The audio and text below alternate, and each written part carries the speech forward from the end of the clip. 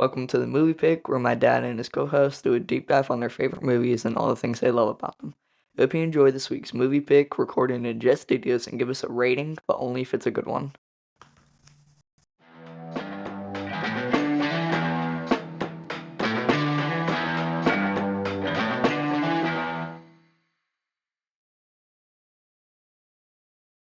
Landon, have you ever seen $1 million? Just because you can't see something doesn't mean it's not real. And that's why today we're talking about the Santa Claus, the 1994 holiday classic. Sinterklaas. Sinterklaas. Topo Gigio. Yeah. So, we'll get to him. Look that up. Can you remember? Now, this was the year of your birth. The year of my birth.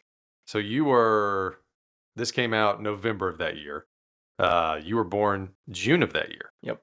And so this movie, can you remember the World Series winner from this year? That's a trick question, Dave. I do remember because there was not a World Series winner. That was a trick question. Because they went on strike, and if my memory serves me right, the Montreal Expos were in first place. I believe so. When they went on strike, and that was the only year they were ever good. And as we spoke about last time, our beloved Braves won it the next year in a strike-shortened season. They didn't start until later in the year.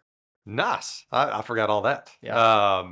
The weird thing about 94 too, I think that was the year that Tony Gwynn was hitting like 380 or 390 when it ended. Like, people were upset because he had a chance to get close to 400. And he probably struck out one time the whole year. If that. Yeah. Yeah. Amazing. Oh yeah. You wanna know a fun One fact? of my all-timers. You wanna know a fun fact?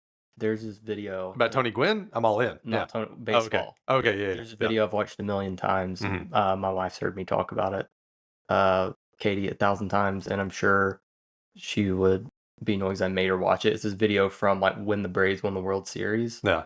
It's called "The Braves Win It All." I can quote almost the whole thing.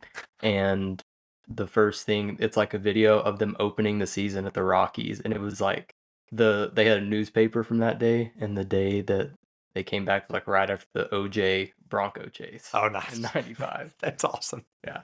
That's great. OJ will come up again in this episode. I'm just playing.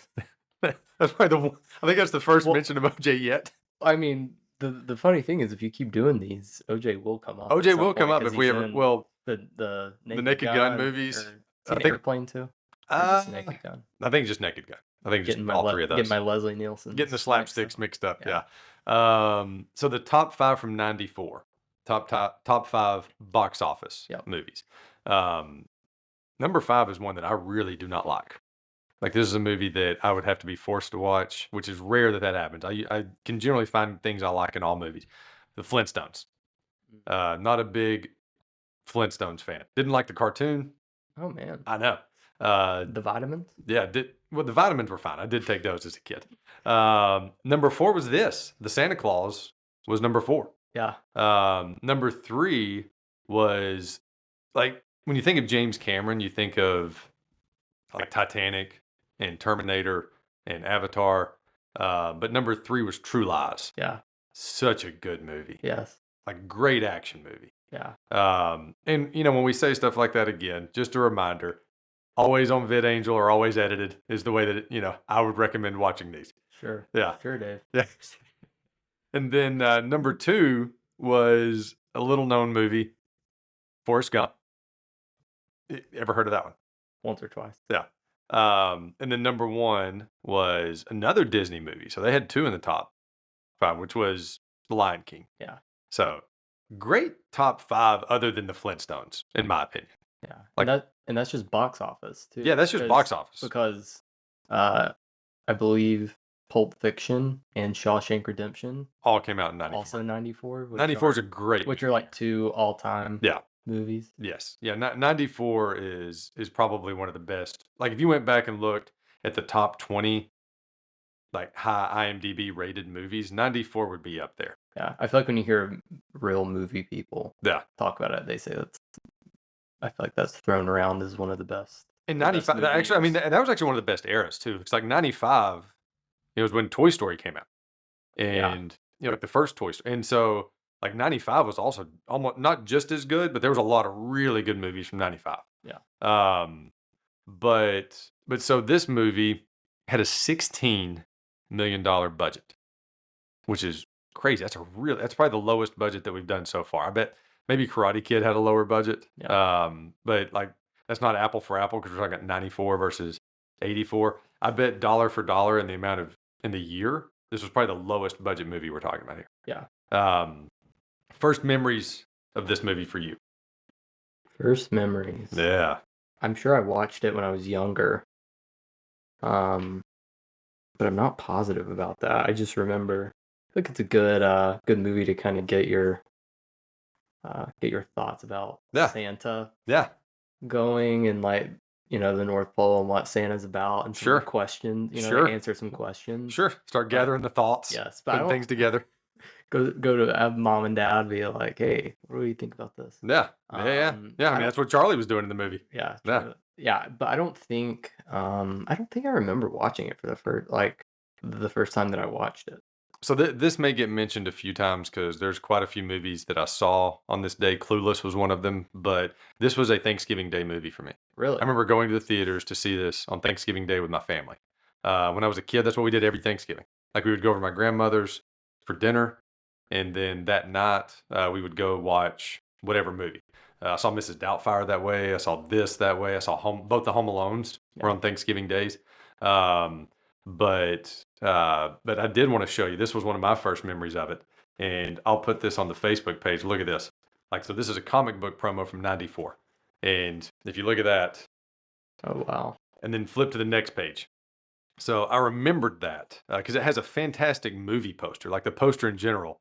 I thought that was one of the coolest things that I could remember. That I remember seeing this. Really? And so I was telling, I gave Jared, my son, all my comic books, but I remembered seeing this. And so I was like, hey, we have to find one of those books that was in. Because I've got to put that, I've got to show Landon that, and I've got to put it on the Facebook page just because that's so cool. That's amazing. And with that being said, welcome into the movie pick. That was a long intro. I'm glad to be here. Yeah. And you can also, find us on Facebook where we kind of post things and try to announce what movies we're doing, all that stuff. And you can also email me at themoviepick@aol.com with any questions or suggestions. This is last time I came on. I said this was my wife's favorite podcast, and I've got a positive announcement for you now. There we go. It's rapidly rising through the ranks of my favorite podcast. Nice, because you were on it. Yeah, mainly one episode rising through the ranks. Yeah, there's one episode. Hopefully, I'll get around to the other ones. You just listen to that over and over on repeat. Like, man, how did this get so many listens? That co-host sounds so good. Just stroking my ego, so then you'll give me the report back. Yeah. Well, I texted you right when it was over. Like, hey, man, that was great. Which it's been so much fun with everybody. This has been such a fun thing. But let's talk about the Santa Claus with an E. So this is a confession. Until we were, where I'm kind of going with this. Probably. So when I started prepping for this, we texted back and forth what movie we wanted to do, and then I started watching this, and I've watched it a few times just recently, and I was just not even thinking about it. And if you ask me how to spell Santa Claus, I would spell Santa Claus without the E. But when I, write out this movie, I'm going to write it with the E because that's a part of the movie. That's part of the plot, it being the Santa Claus. Yeah. But I never picked up that was why they put the E on the title.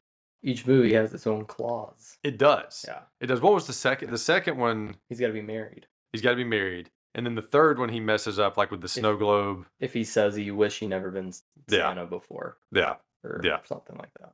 But had you really ever thought about that with the E on the end of it?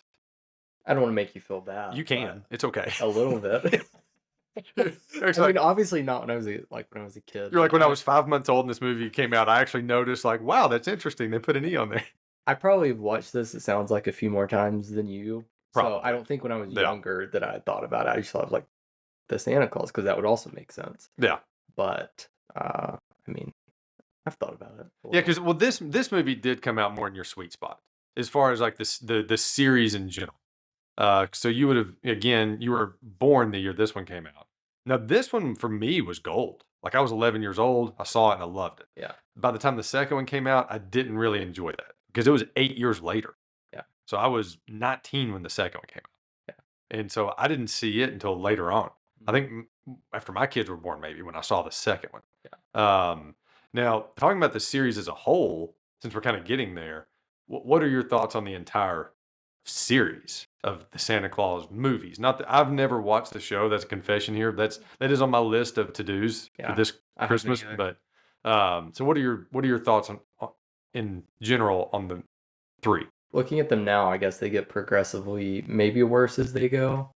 I think it's similar maybe to Toy Story 2. If the second one came out when I was 8, so Yeah. I may have seen that one first and Right. then went back and watched the other one. Right. I'm not sure. Right. But I like the first and second one a lot.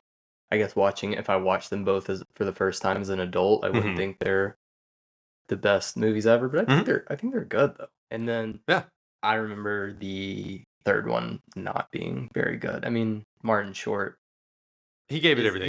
He's awesome. Yeah, he's awesome. I just don't remember that being near as good. It was a whole lot of remember everything with her parents, his wife's parents, who are Alan Arkin and Aunt Margaret, and Margaret. They're great people. Yeah. Alan Arkin's so funny, but I just remember it being like the whole time it's just them complaining, and he's like stressed out and mad and all that. So I don't remember doing that, but I feel like it's well known. Or no matter how good or bad movies are, too.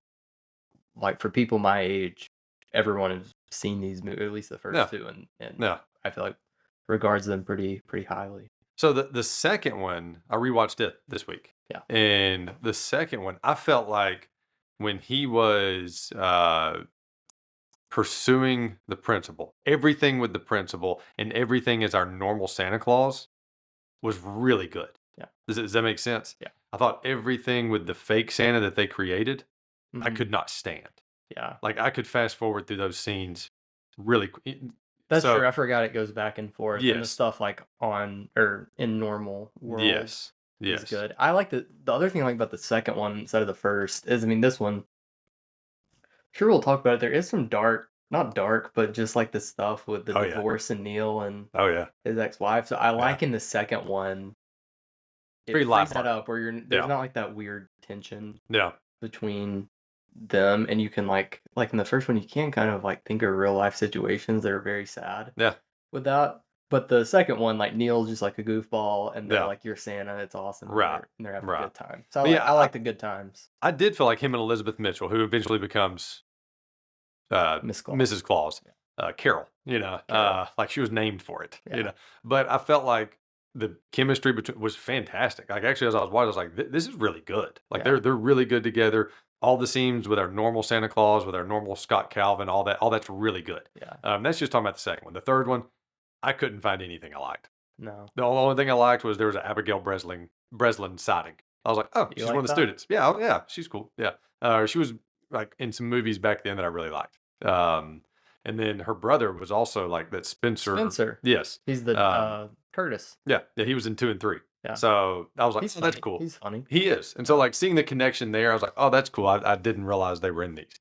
But you had some thoughts on like movies then versus movies now. Yeah. This is a big picture. I like it. And I didn't think through this, so there's probably a million examples you could give me right now. Sure. Be like, no. But in like a kid's family movie like this, I like that in this movie they've let characters be bad people. Yeah, we're going back to the first one. Now we kind of talked about the series in general. Now we're honing in. Yeah, we're honing in on the first one. Yeah, this is the first one. I like that they let Scott Calvin be a genuinely bad person. Yes. At first, he's clearly, maybe he's a workaholic. Yeah. And that's why he got divorced. He's neglected his son. Yep. Like he's not a good dad at all. Like he's lazy. He hasn't been there. He's kind of a jerk to everybody. Like I feel like now in these movies, it's like it's a really good guy who's down on his luck. Sure. And then he gets like something happens for him, and it's not just like the first 25 minutes of the movie, there are very few redeemable qualities about his Scott Calvin. Like I guess he fights to be like we should let our son think there's a Santa. Right. But everything he does, like the whole reason he's Santa is just because he gets guilted into it, and then he's mean to his son, and he's mean to everybody else, and he He was lies. mean to the first little girl he delivered Yeah, gifts to. yeah, he lies. Like that saw him, like the little girl that saw him. Yeah, he lies to everyone, and even Charlie's like whiny and Yeah. not great. So they're like, we're gonna make this a bad guy, and then show you him becoming a good guy, which I've got some thoughts on too. But I like that. Yeah. I feel like we're just everything's a little too sweet now. It's always Yes. Yeah. This was very real. This was 94. Things were real. Things were real. Yeah, I mean, it's like, yeah, even though it doesn't say it, it's certainly implied that like he was just a very bad dad, very bad husband. Yeah. Like he hasn't even been there to see anything his son's doing. Neil's pretty much his dad. Right. Right. Well, yeah, and so like even in his first audio, like the first things that he says, the movie opens up, it's Christmas Eve, there's a Christmas party going on, which I had a thought on that. Like, who throws a Christmas party? That's one of my hard-hitting questions, Dave. You don't have Christmas parties on Christmas Eve for work. Like, you're not sitting there 8 o'clock.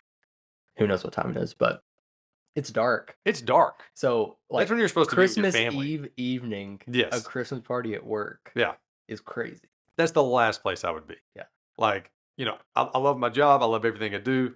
Love coworkers. Yeah. But, I'm not going to be doing a Christmas Eve party on Christmas Eve. Yeah. Like that's going to happen probably like December 10th, a couple weeks beforehand. Oh, way beforehand. Yeah, maybe sometime in August. Like let's just get this out of the way.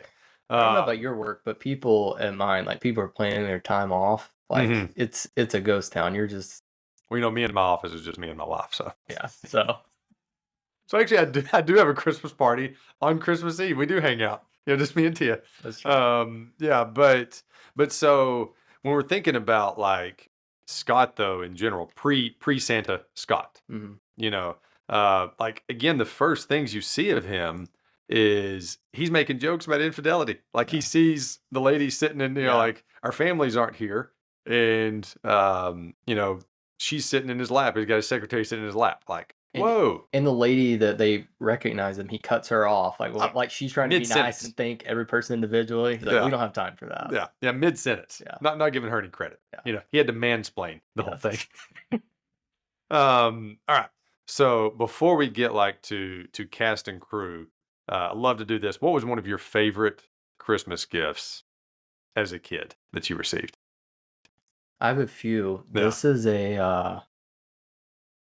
This is random. I mean, most people know who this is, but they may not remember this product. Yeah. One of the only things when I was in 5th grade, I think, that this is before LeBron went to the Heat. Okay. This is Dwayne Wade. This is Dwayne Wade Heat. Oh, okay. No, this is Dwayne Wade Heat with Shaq. Oh, yeah. Like they won the championship in Gary Payton was on that team. Seattle Sonics connection, yeah. Correct. Yeah. Alonzo Mourning. Yeah. Damon Jones. Yeah. Good team. Eddie House. Anyway. Yeah. Yeah. I was in 5th grade. My basketball team was the Heat that year. Ooh. Dwayne Wade had shoes.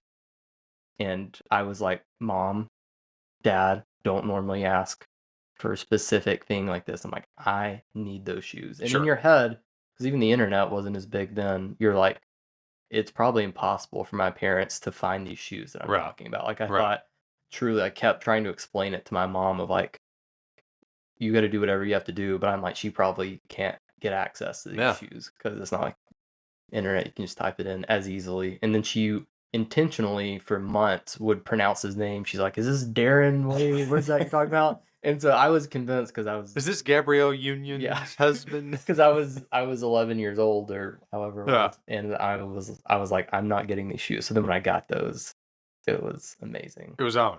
Did it up your game? No, they were really uncomfortable, and I wasn't good anyway. So. Yeah, I doubt that. I've seen you dribble. I would bet that you could at least handle the ball. I mean, I was okay. Yeah. I couldn't go left, but it didn't make me any better. I also got a ping pong table one year, and I wasn't expecting that at all. Nice. I love ping pong. Nice. So I get to do this a few times. So the one I mentioned on the other episode was the G.I. Joe headquarters that I received, but the one I was going to cover on this was Nintendo 64. Ooh. Like I remember getting that and being like, wow, this is awesome. But there was one that I got in 3rd grade, Sega Genesis. that I remember having Sonic the Hedgehog and playing it and it was a game changer. Like I remember playing that a ton. But so like the Sega or the Nintendo 64 would be those were two of my favorites that I ever received. Um, so the director of this, did you look him up at all? No, I just saw his name, but I No, don't really. no, I didn't know the name. I thought I would. no. Me too. I thought it'd been Yeah. somebody I know. Name is John Pasquin. And the thing that's interesting about him is he is obviously a Tim Allen fan. I don't know if you looked into any of his IMDb or anything. So he directed Jungle to Jungle that had Tim Allen in it. He directed Joe Somebody that had Tim Allen in it. He did 39 episodes of Home Improvement. Ooh, I know. Did 73 episodes of Last Man Standing.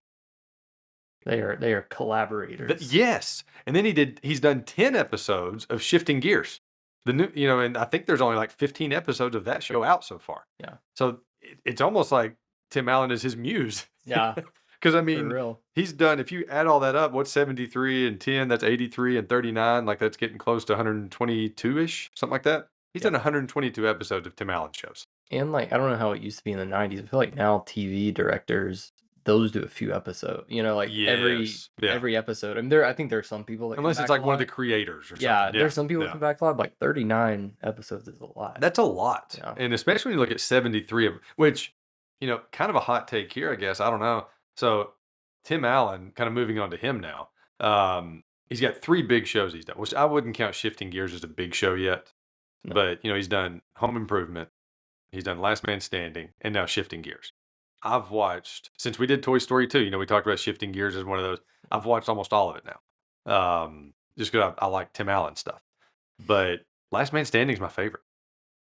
I don't know if you've watched any of the 3 of those. I've watched I feel like a lot of times not recently, my in-laws, they would have Last Man Standing. It's So I watched hilarious. a little bit of that, but also Shifting Gears. Out of the 2, I think I like Last Man Standing. For being honest, I'm not crazy about either one. No, that's fair. That's fair. I love Last Man Standing. The one that is like the biggest deal though overall is Home Improvement. Like that show's like one of those for some people up there with like The Office and Friends, and like it's one of those all timers. I liked it okay. Like I loved it then, but if I watch it now, I'm like, this is kind of okay.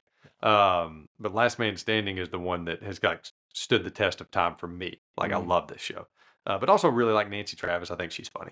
Yeah. So that's part of it. How I Married an Axe Murderer. There you go. So I Married an Axe Murderer. So I Married an Axe Murderer. Great movie. That will get covered. I love that movie. Mike Myers, his dad. Yeah. Him playing his own dad in the movie. Yes. He pulled an Eddie Murphy where he's playing like all the characters. Yes. I love that. Is this going to just become a Tim Allen podcast? I'm 2 for 2 on Tim Allen. You're 2 for 2 on So Tim. I've already been doing some early research for the Shaggy Dog, Wild Hogs, Oof. Galaxy Quest. Have you seen Galaxy Quest? Galaxy Quest is funny. That's a great movie. Galaxy Quest is really funny. Zoom? Was it Zoom? Is that what it's called? I've only seen it once. I've only seen it once, like 2 years ago. I saw it, and that was the only time I'd ever watched it all the way through. Talking about Galaxy Quest. Yeah. So Tim Allen, like we talked about, that's Buzz Lightyear, TV megastar. Like he's like almost like TV royalty at this point. This was his first starring role. I don't know if you looked at like on his IMDb. This was his first in any movie, but definitely his first starring role. Yeah. Which I thought was really interesting. That's a lot of pressure to hand to somebody for their first role. Yeah. Like a Disney movie like this that's wanting to make a good amount of money. And they made like, we said the $16 million budget. They made like $140-something million. So it was very successful. Yeah. So did you see any of the people that they wanted to play Santa Claus? I did. Or Scott Calvin? Who were some of the ones that you saw? Bill Murray was one of them, who maybe kind of considered it, but didn't read through the script and didn't think it was a good fit. Chevy Chase. I didn't see that. I saw that. I don't know how serious it was, but which also would have been weird because I can't picture Chevy was 5 or so years and he wouldn't fit. Well, Scrooged was 6 years prior to this, but I could picture Bill Murray doing this, especially the first part where he's a jerk. What I could not picture is Bill Murray doing like 2 and 3. Yeah. I cannot picture the soft, warm-hearted Bill Murray doing that. Who are some other names? I saw some others, but now they're escaping my mind. Tell me. So Tom Hanks, Yes. which I think this was also during a time when Tom Hanks was wanted for like every role Yeah. besides like Schwarzenegger roles. Page through his name. Like James Cameron might have even reached out to Tom Hanks for True Lies. Who knows? Probably. Like, can you be the Terminator? And then Mel Gibson, which I think would have been an interesting one because Mel Gibson can be really funny. And he's going to come up in a competition later, so I won't get too far on that one. And then Tom Selleck. Yeah. I mean, I love Tom Selleck's.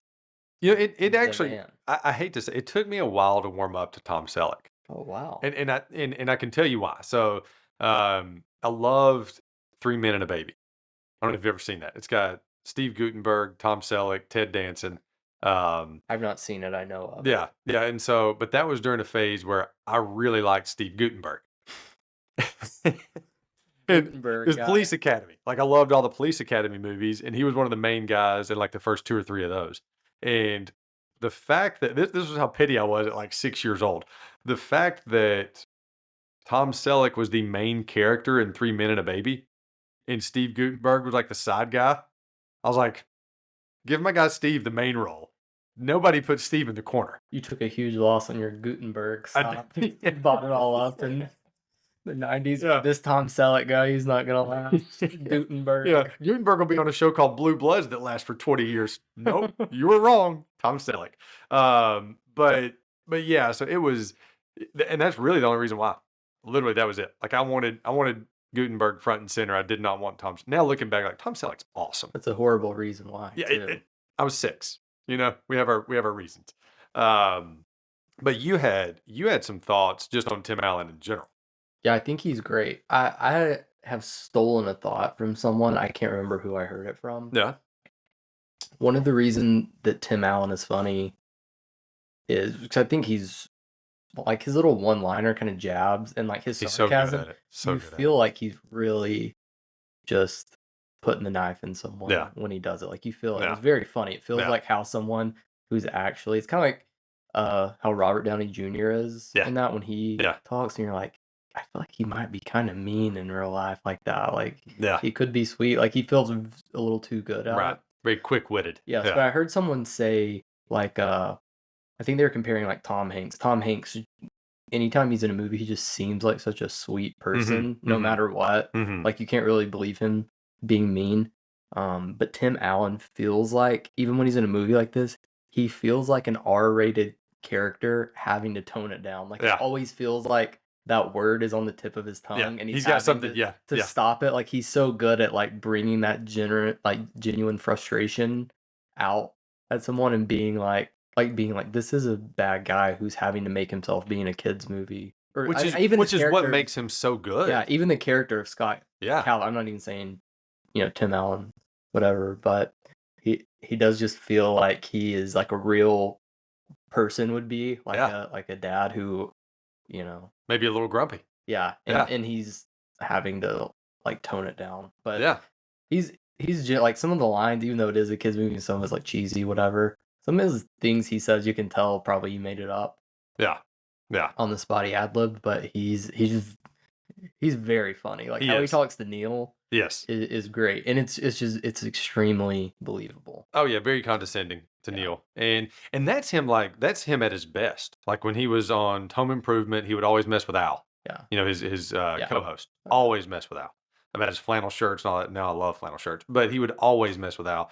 I'm wearing a flannel shirt right now. Yeah. He would mess with, like on Last Man Standing, he messes with everybody. Yeah. Like that's what he's known for. Like he's a good like mess with your daughter's boyfriend. Yes. Yes. Yeah. And same thing on like I told Tia when I was watching Shifting Gears and watching Last Man, I feel like he just went from one character to the other and changed the name, and that's all he did. Yeah. Like he literally said, I'm not even going to try and put forth an effort to do it anything different. Yes. I'm just going to play the same character with a new name. Yeah. And oh, look, I have a different daughter now. It's not the same daughter that I had before. He might as well just been Mike in both shows. Yeah. Like he literally is the same person. But he's really good at it. And I think that's what he leaned into. Like, you know what? This is what I'm good at. And I'm just going to stick with it. Because this is probably his last starring role on a sitcom, I would imagine. He's old. Yeah, that's Like what I'm saying. Like, this is 72 probably or like, let's say this show lasts 5 or 6 years. This is probably his last. He may do other shows, and yeah, hopefully he does, but it's probably the last one where he's playing like that main guy. yeah, Um, but I thought, which this would also make me a little snappy in this movie. You see how long it took to put on the makeup for yeah, this? So kind of get into some of the behind the scenes stuff a little bit. Like it took 4 hours just to put it on, yeah. and then like 2 hours to take it off. But one of the things I thought was really interesting, and I told you before it started, because we were looking at a picture of this movie, was his hairstyle for Santa. Like, Bad. is it bad? I don't know. Like, it just looks interesting. Like it's like standing straight up, like you would. I don't know. If you can picture the movie, like, and picture his haircut, the beard looks awesome. Yeah. And we'll get to that beard in a few minutes, because we need to. Yeah, but the hair where it's like standing straight up. Like every other Santa I've seen is either like bald on top, like balding, or it's like kind of a different hairstyle, like longer hair. Yeah, he's got like the typical long hair. Yeah, this one had like this boom, like almost like a slick back standing up hair. It's one of those things that I hadn't necessarily before you said that I hadn't necessarily thought about it. Yeah, But now when you think about it, it's just always I have because it's noticed it. different I than his have normal noticed it hair. before. Yeah. Like it's Well, different than Scott's normal. You think they would have just kept the same haircut Yeah. and Well, just made it white. and I feel like they transitioned through the movie. They Mhm. made it changed it a little more, and I guess Yeah, they didn't want to go straight to the long or balding hairs, and they had to keep it yeah, something. But it's like it is kind of short on the top. right. Yeah. Yeah, see what I mean? It's just an interesting, Yeah. interesting choice for the hairstyle. Rounding out the cast before we get to some more behind the scenes stuff. Then I'm gonna let you chew up some scenery for a second. Okay. Judge Reinhold is Neil, so good. Like he's good at being the guy that gets picked on in Yeah. the movie. Like he was in a ton of '80s movies. I don't know if you'd seen him in a bunch of stuff before. Yeah. Do you remember him on Seinfeld? No. He was the close talker. If you remember the episode where I think Elaine dated him and he was like the close talker, he would get like right up on Yeah. Jerry's Yeah. face and like talk to him like and I don't know if you've ever talked to somebody like that. It'll wear you out. But anytime somebody does that to me, I'm like, oh, it's like the close talker from Yeah. Seinfeld. Neil. Yes. And then Wendy Crewson is Laura. I didn't really know much of her. I think she was like in Air Force One and a couple of other different things. Yeah. Um, Changed her look a lot from the first to she second did. one. I remember I actually thought it was a seeing different that. actress. Yes, same. It's Yeah, crazy. way different. Yeah. Which maybe that was just like a '90s It could have been hairstyle, the Yeah. 2000s thing. Like she got the Rachel cut after this movie. Well, in this movie, she kind of had the Uma Thurman from Pulp Fiction cut. Yes. It was Yeah, very the close. the Yeah, bangs. yeah. But David Krumholtz as Bernard. So I went back just because I was like, how many movies have I seen that this guy's in? And 19.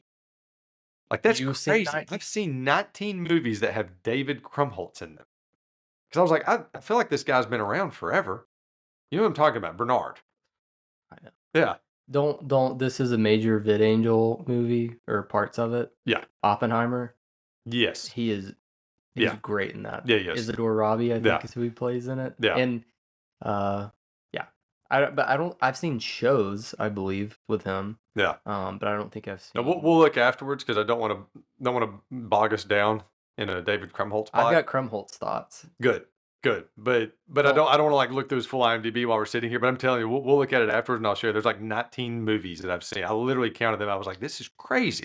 Maybe there's more than I'm thinking of. One of the I think he stuff that shows up a lot in little parts. the thing that came in my mind was the show Numbers. You ever seen Never that? seen it. It is about a guy. Is that Joshua who- Jackson? I'm wrong. No, He has a keep going. brother in it. I remember watching it in math class. No. Because it's like a super smart guy who No. figures problems, maybe solve crime Yeah. through murder or through numbers. I've never seen I that. should remember more about it. I should remember Yeah. liking him in it. Yeah. And then he's in the show The League too. Don't watch that. Was he? I don't remember. It's been so long since I watched I that. think he's one of their Yeah. friends who's just kind of a bad guy. Yeah. But he's We're being funny. bad influences on this. I know. I know. Remember VidAngel people. It works for a lot of things. But Peter Boyle is his boss. Now, he didn't have a whole lot to do in this movie. He really didn't. They kind of kept him too tame. in this one. But Peter Boyle, everybody loves Raymond. So good in that role. He also showed up in 2 and 3 of these. He was Father Time. Yes. I read that. I didn't even put that connection to get when I was watching the second one. I didn't even think like, oh, he was in the first one because he's playing a different character. And then you had Eric Lloyd as Charlie, and the only reason I wanted to mention him is he does in my opinion, such a great job as the kid. Like in this particular movie, I thought he was so good as being the innocent kid that as the dad, would make you put on the Santa suit when you didn't want to. Yeah. You know, like if that kid's looking at me, like if that was Jared and my son saying those things to me, like, Dad, you don't believe me, or Dad, you said you believe, then sure, let's put it up. I'll do whatever you say. You know, just thought that was interesting. And me as the childless person is like, stop whining, kid. Hush, kid. Your dad's trying to help you out. Yeah. Stop. Yeah. So you had some thoughts behind the scenes on this movie. Just a few. One, this is opinion I have watching like Hallmark movies and stuff too. Yeah. It always makes me very sad. Do you watch a lot of Hallmark movies, like Christmas movies? A decent bit. I'm just like I do. You don't have to be ashamed. No shame. No. I feel like what happens with a lot of people, like when I was growing up, anytime you're doing stuff around the house or just like whatever on a Saturday, like my mom and my sister, they would just always be on, and you're like, these Hallmark movies are terrible, and then you sit down and watch them. And now I know your sister Jensen's a huge Hallmark movies fan, but is your sister Jordan also? I don't know if Jordan is. Okay. She might be. I don't recall. My mom also just has them on, like my grandmother. So it's like anytime they would just always be on in the house, and you make fun of them, and then you end up watching the whole. They suck you in. The whole story. You get trapped. But you have to know if that big city girl exactly can make it in this small town. Like last Christmas was my first year married, and so my wife and I watched a bunch of Hallmark movies, and I have some recommendations. I've got some good ones for you this year. Oh, those are if we talk about some Christmas movies, I have two that I legitimately think are good movies. Yeah. One that's just like great. My grandmother was beaming about it, and we watched some of it with her. Nice. So I do like them, but we are big Candace Cameron Bure fans. We watch a lot of Great hers. American Family, so not Hallmark. Well, but she used to be on Hallmark. I know, but you can't watch those anymore. Yeah, I still do. Because she has her own. Yeah, she started up her own. I watch those also. Yeah. So we watch both. Yeah. But yeah, I do like those movies. But I think about this a lot of times when I watch those, is it's very sad to me to think about them filming those. Mm-hmm. One, like if it's in the summer and hot, which is that was the thing in this. They filmed this in Toronto during the summer, which is why he was hot, and apparently it made him grumpy sometimes. Yeah, when he would they'd be like peeling his skin. Yeah, like the suit would be. I feel like a lot of those prosthetic things you hear about are always miserable. For the Grinch, for Jim Carrey, like it was, I think it was like one of the worst experiences. Like he practiced like different meditating things just to make it through the makeup process. Yeah, which is why they do so much CGI now, because actors are like, no, just not doing that. Yeah, make my eyes yellow in the post production. Yeah, not now. Yeah. But my other thing too is I'm a big Christmas. I love Christmas. Same here. Huge fan. Yeah. So I don't like the feeling that these people are filming these movies about being in the Christmas spirit, and they have like the sleigh bells. I just love the feeling. Like I love being in a mall around Christmas time. You hear the Christmas music, and you see the trees and the jingle bells and all that. So I hate thinking about them filming this and it just being like a sad production. Not sad, but just like a very serious production. Like I want them to be like, I want you to actually be in the Christmas spirit. In the Christmas spirit as you're filming it.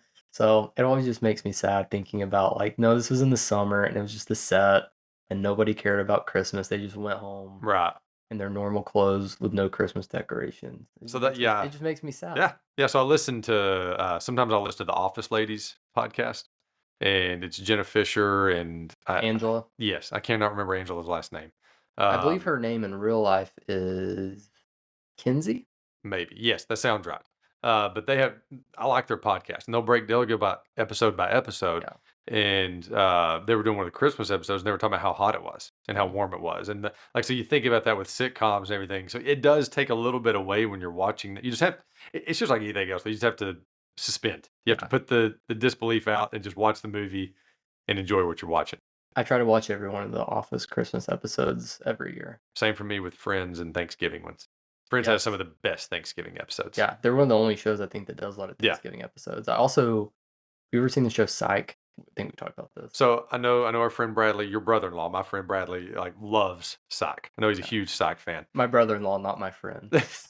just brother-in-law. Let's stop it there.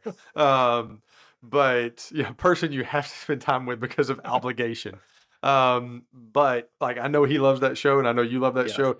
I've seen it a couple times. I need to give it a second chance. I think I started it too late because it started, I think, in 2006. Yeah, and I just could not get into it. I'll give it another. It's also a big improved a lot after the first season. And that's right. I know I need to get through that. You need to muscle your way, like the first season of The Office. Yeah, you got to muscle your way through that first part. But I think I think Psych also has at least 3 Christmas episodes. Okay. That are very. I like those really a lot good too. So yeah. I try to watch. Those are like the 2 shows I'll try to watch. Christmas episodes. Yeah. You got to throw stuff around. You got to get that heated about it. You don't have to punch this. Landon starts throwing tables. Yeah. Any other behind the scenes stuff? Any other behind the scenes thoughts that you had before we go on to like talking about the movie itself? There wasn't too much. I mean, yeah, never mind. Okay. Yeah. So this was the first movie that we've done that had the old Disney logo. Ooh. So, like some of them have like where it's like the real looking river leading up to the castle and everything. This one had the old like bars going across with the arch, Yeah. I think I drew that out well for you just then. But so every Disney movie since 85 has had some sort of Disney logo opening. I thought that was really interesting.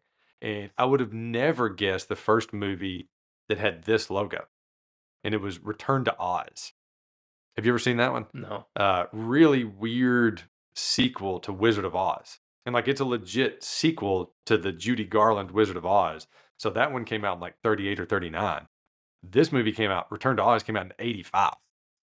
And it's almost like a horror movie. Like it's very creepy. Fairuza Balk, from The Waterboy and gosh, what else was she in? So Vicky Valancourt? Yes. Yeah, she was Dorothy. And it is a creepy Wizard of Oz movie. I watched it as a kid and I loved it, but that's because it scared me. Like I loved that. I'm sure she's a lovely woman. Dorothy? Vicky Valancourt. Yeah, but you wouldn't picture as... No. That's what but that's how dark they went with that. There was no music. Like it was not a musical like the first one. It was not lighthearted at all. Really interesting movie. But I had to mention that because that's probably the only time that I'll ever talk about Return to Oz on a podcast. I'm willing to sit right here and make the statement. I'll never watch that. That's fine. It's worth at least looking up a trailer just to see what I'm talking about. No. Yeah. I'll never I refuse. Not my Dorothy. Now you had, and I'm really excited about this, you had some awards that you thought of for the movie. Yep. I'm ready. Okay. This is a great movie. I thought it deserved some awards. It is a great movie. My first award is the HR Will See You Now award. Oh. And that is awarded to all of Scott's coworkers when he comes in and he's fat and they're relentlessly bullying him and making fun of him, including his boss. 100%. That might have flown in 1994. Yeah. Not today. Yeah. You just can't be doing that. No, you can't be calling people fat. His coworker is like, "You got stung by a bee, Scott?" Yeah. Oh yeah. And then his boss is just like, "Calvin, you're fat. What are you doing?" And that lunch looked so good that he had. It did. Yeah. That was one of my, while we're on that. That's a great award. I'll get a question out of the way here. Go ahead. What would happen at your work if you come in with a gray sweatsuit and you're fat and you're ordering crazy desserts? Would people say something to you? Well, I mean, I know like if you go to, business meeting, like your boss is in town, right. You got a client there. Right. Yeah. So that's an interesting question for me because if somebody doesn't know, I sell clothes for a living. Like it's the first time I've actually mentioned that on here. Yeah. So I do sell like suits and sport coats and shirts and pants and all that kind of stuff. So every time I go to work, I try to dress as sharp as I can. So if I showed up to work in the sweatpants and all that, yeah, I probably would be like scooted out of the room. Yeah. Like, David, what are you doing? Like, we don't dress that way. Cause like when I go to a meeting, it's not required sport coat and tie. It's required suit and tie. Yeah. At my meetings. So yeah, I would be booed out of the room. And the weight gain, like none of my clothes would stretch enough. Like I love stretch fabrics. None of mine would stretch enough for that overnight weight gain to make it to the next day. So I would be wearing sweatpants and I would be like, I'd have to call in sick. I was about to say, Yeah. that's what you do. You Yeah. don't go into work looking Yeah. like that. No. Like, no matter what. No, I guess it was like a super important meeting that he just had to be there for. Seemed kind of laid back. Yeah. That's true. Speaking of that meeting, do you know the waiter? Mm-mm. Did you know who that is? No. He looked familiar. I was watching it with Katie, and she was like, "Who is that guy?" And normally, I feel like I know. I'm like, "Oh, that guy's from that." I didn't know him. She looked it up. He's one of the elves at the North Pole in Elf. Really? Yes. I don't know who he is or what else he's been in, or Interesting. his name, but So that's a connection to the movie that I did with your brother-in-law, not friend, correct. Bradley. That's what we'll be calling him from now on. Brother-in-law, not friend. Yeah. Exclusively brother-in-law. Yes. Yes. My second award. Here we go. I like the first one. Is the Get a Grip Mhm. Lack of Awareness Award. Okay. This award goes to, I have a little bit different opinion of him, Sure. Charlie.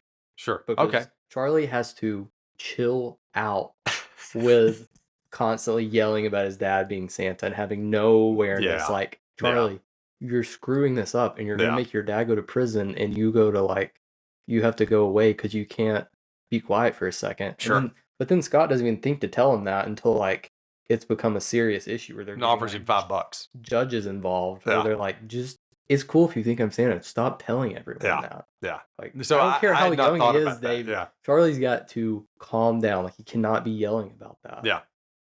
Yeah. No, that's spot on. That's spot on because Charlie does about mess it up a bunch of times. And yeah. So that is spot on. I'm with you. I love the kid. I think Charlie's great, but that is Charlie's major character flaw. Yeah. Which goes into one of my next awards, Okay. which was going to be a question, is Okay. Misdirected Anger Award. Mm. Goes to everyone yelling at Scott for Charlie thinking he's Santa when all he's done the whole time is deny that he's Santa. Sure. And tell Charlie to get a grip. And they're all yelling at him. And I'm like, Scott's trying to help him out and get it and tell him to calm down here. And they're all like, Scott, you got to tell him you're not Santa. After we just watched him be like, I'm not Santa. Stop doing that, Charlie. Why is everybody all up in Scott's business for that? So we're seeing it. We saw the first 5 or 10 minutes of the movie where he interrupts his coworker talking, and he's lying to his wife on the phone about traffic, and his car's the only car on the road because it's Christmas Eve and nobody should be at a Christmas party. And he's acting like he's honking. I mean, he's putting on theatrics for his lies, and all those things add up, I think, to they already have this preconceived notion every time Scott walks in the room that he's being a jerk. And so maybe that's part. Does that make sense? Makes sense. Where they're like, you know what? I don't trust Scott no matter what he says. He's probably put Charlie up to this. Because I think, like you said earlier, I think that he's got a very checkered past with Laura. Isn't it Laura, his ex-wife? Isn't that her name in the? That's Laura. Yeah. So she's got a good lawyer. Yes. Well, let's not get on that one. Yeah. Let's not open up that wound. Yes, that's what it is. Yeah, but that's a good one though. Yeah. Are there any other awards here? I've got several more. I'm ready. Keep going. The next one is, alternatively, depending on who you're talking about, find a new profession or seek alternative healthcare award, and it goes to Scott's doctor. This is a PSA for all of our listeners. If you gain 45 pounds in 1 week, and your doctor just says it's probably because you ate a few milk and cookies, find a new doctor. Yeah, there's something serious going on, guys. He's not near enough concerned about that. And then Scott's talking about growing a beard in a day, like a gigantic beard. He's like, no big deal. Yeah, middle age. Middle age, buddy. Yeah. Bad doctor. Get a new doctor if your doctor's. And if the hair color is bothering you, you should dye it. And you should dye it. He has the ultimate dad joke in the movie. And he's just a doctor. But yeah, and also if my doctor were to put the stethoscope up to my heart and it sounds like jingle bells, say something. See something, say something. Well, tell somebody. Also, this doctor, this would be a medical case study around the country. If someone's to gain 45 pounds in a week, and he's not making a big enough deal, Scott isn't, when everyone's like, why are you dyeing your hair? Why are you have this beard and stuff? He needs to get a group of people to watch him shave. Sure. and then see Sure. his hair turn. Like, he's not. Well, do you think that's so? I wondered about that too. Like, and I've got that on a thought later, and we'll just skip over because, but like, how did Scott not put everything together? Like, he had this night at the North Pole. I know he wakes up in his own bed, but he had this night at the North Pole, and then he starts gaining all the weight, and then the hair turns white. He gets all the presents. He gets all the gifts from FedEx. Like, or all the lists. I'm sorry, not the gifts. They were in like gift packages. But he gets the naughty and nice list and all that stuff. And like, you shave and your beard grows 3 inches Yeah. instantaneously. Like, there comes a point where even if I'm disbelieving, I'm like, you know what? Maybe okay, I'm Santa Claus. That's what's happening here.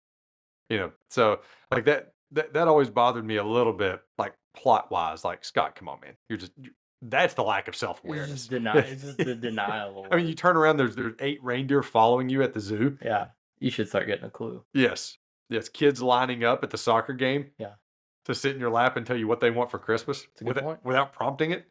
But go ahead. What's the next award? it I kind of love leads these. into the next thing with Scott. This is listen, as a 2-time high school basketball hustle award winner, which is good for you. Yeah.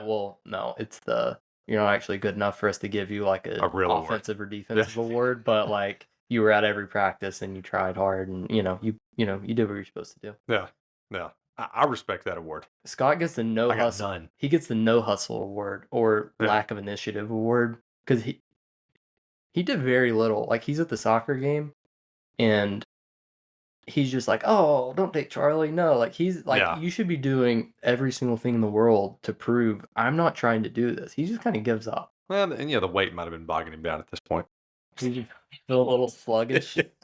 Yeah, he was slow. He's like, oh, don't take no. Okay. If you got a cookie, just hand me a cookie. I'll be fine. Like, by then he may have been getting weighed down. Even though later on in the series he's pretty spry, even with the weight. So yeah, I don't know. It may have just been lazy dad. Yeah, he just wasn't showing a lot of initiative to like save his son. His son's getting taken away. Well, things were bad. I mean, he got made fun of at work. He got bullied by coworkers. Life was not good. And I'm sure, like, the love life. I mean, you saw that, like, when he's walking around, he's telling those little kids, like, I can't remember the kid's name. Oh, nice. Oh, naughty. And then he sees Veronica, very nice. The girl on the street. Yeah. And then she says something like, in your dreams, slay boy, or something like that. So I think nothing was clicking then for Scott. He's had a bad day. Yeah. I think it was a bad 11 months. Like, this is all leading up to Thanksgiving. It's a long, it goes over the course of a year. Yeah. So by then he's sitting on that bench, just like, I'm giving up. Yeah. This is the worst. It's true. This is the worst. Yeah.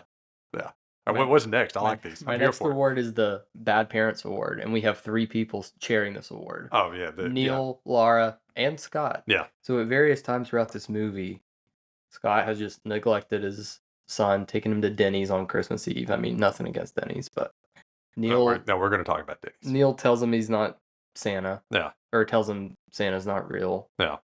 And tries to pit him against his own father. Yeah.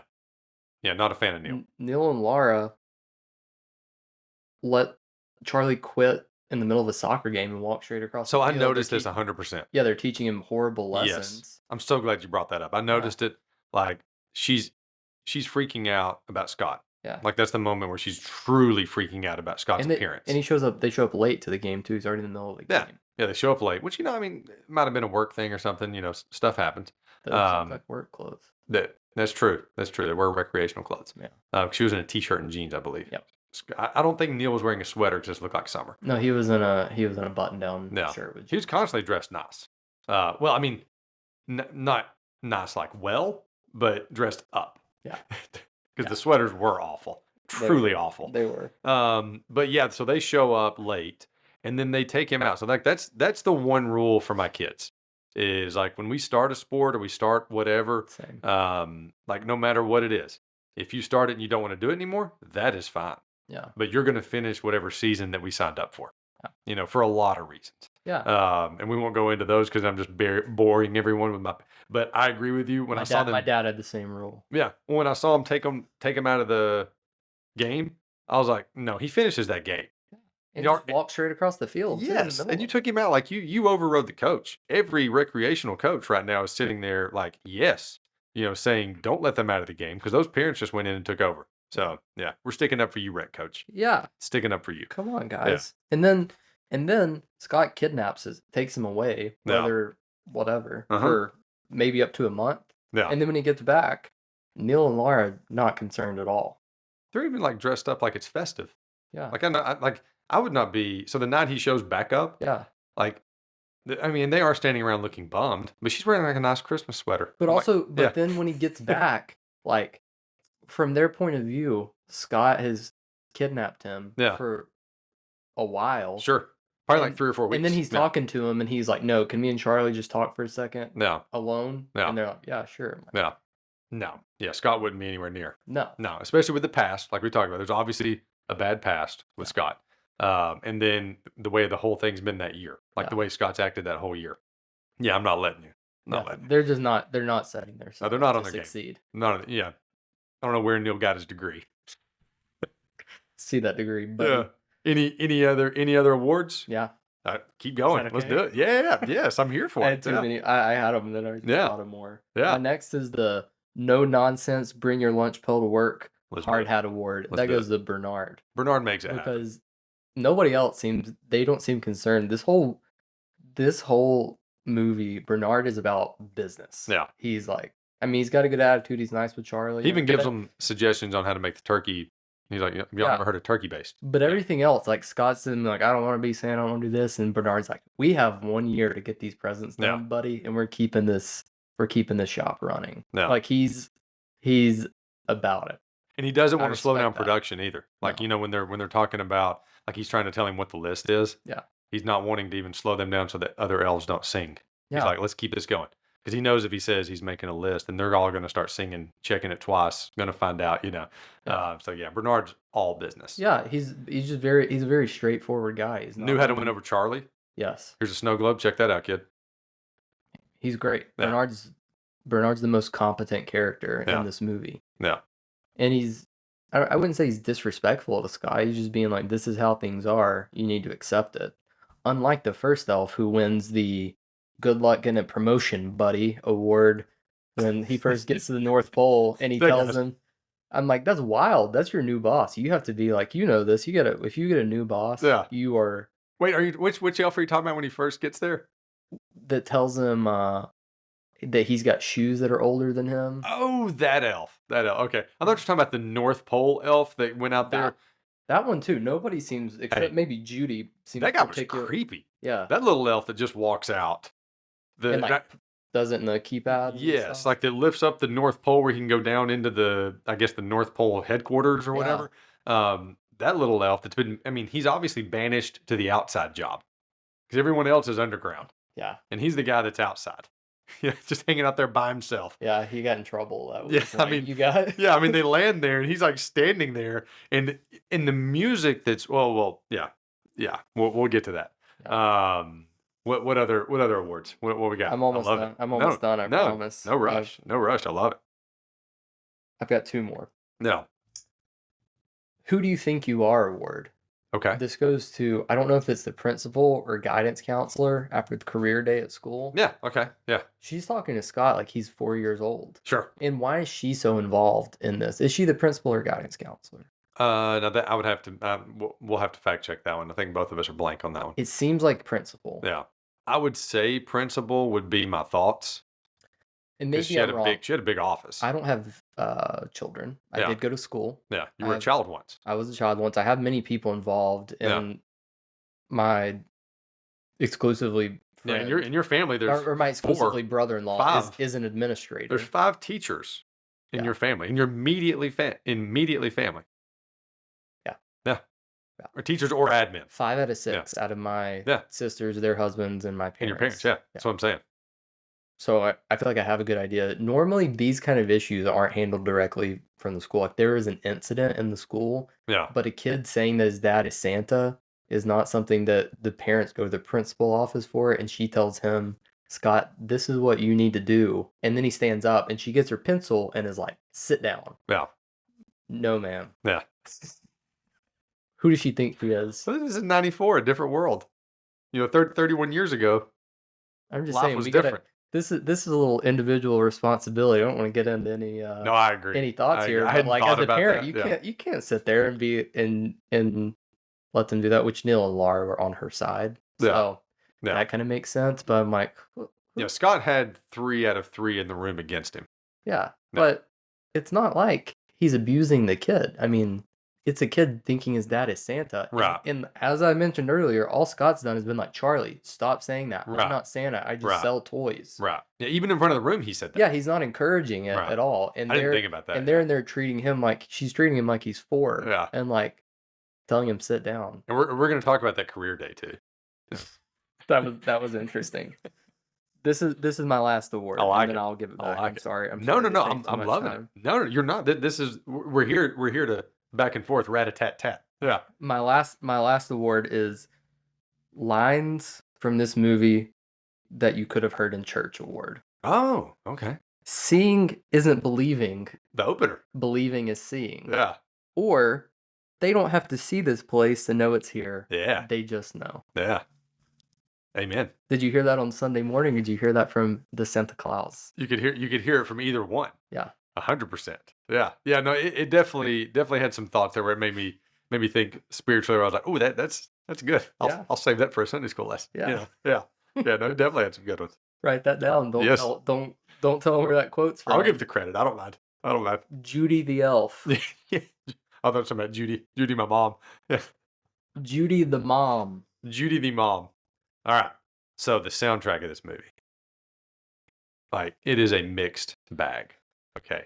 Like the first it's like 7 minutes. I literally looked at, like, I paused it. So in the first 7 minutes, they're playing "Oh Christmas Tree" at the Christmas party. Mm-hmm. They play a very aggressive version of "Carol of the Bells," like when he's driving through and like people are singing. Like, credits are still going. Like, that's right after he's lied on the phone and the car and everything. Yeah. And then if you want to hear a really good version of that, I had one of those Now That's What I Call Christmas Music CDs. Destiny's Child with Beyonce leading it does a fantastic "Carol of the Bells." Wow. Yeah, you should check that out. But also, like, the best version of "White Christmas," which was also the one that was in Home Alone, when he's singing in the mirror. Yeah. All of those are played in the first 7 minutes of this movie. What? Yeah. Wow. Yeah. Yeah. And then it's all downhill from there. Like, the music gets terrible. Because, like we mentioned, when they get to the North Pole, that song that's playing when Scott and Charlie first get to the North Pole and the weird little elf shows up, like the one we talked about, that's like the outsider. Yeah. You know, that I would have been gone. I would be like, we have to get out of here. This is a horror movie that's starting up. Like, you think it's creepy? It is creepy. I don't think it's creepy. It's creepy. I kind of liked it. Well, you're creepy. Guilty. Yeah.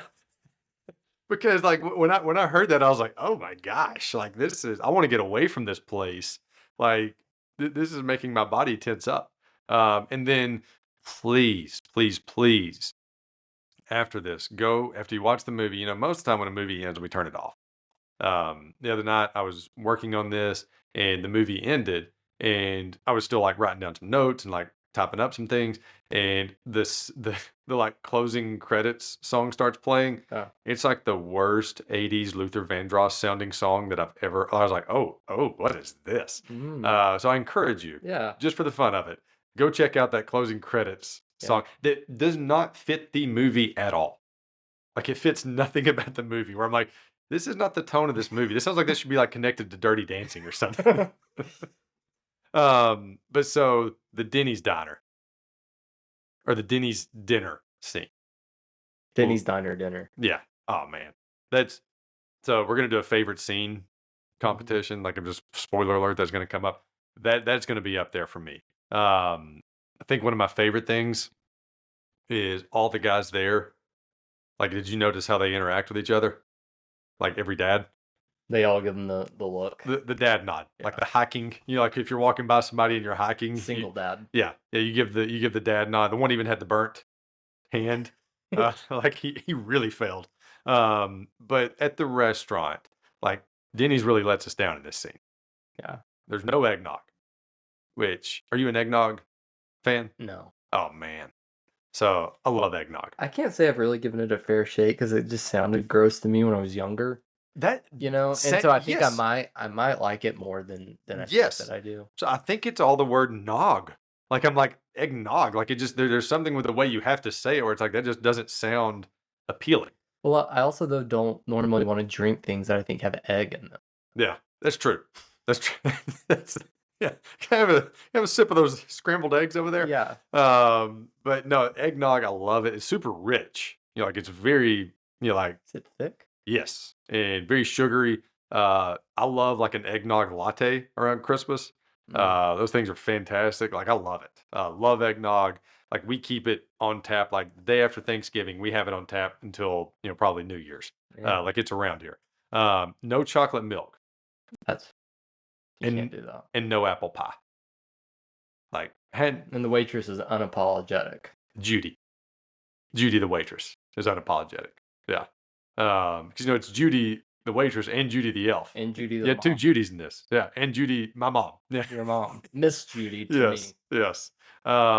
But so it did bring up the question: What's if you can think of this? I didn't prep you for this. What's one of the worst holiday meals or Christmas meal? Any of them that you've ever had? Usually Christmas or Thanksgiving is what you would think of. And if it's at somebody's house, we'll just skip it. Well, that's where most of my Christmas Yeah. and Thanksgiving meals Yeah. are. We had I shouldn't say this.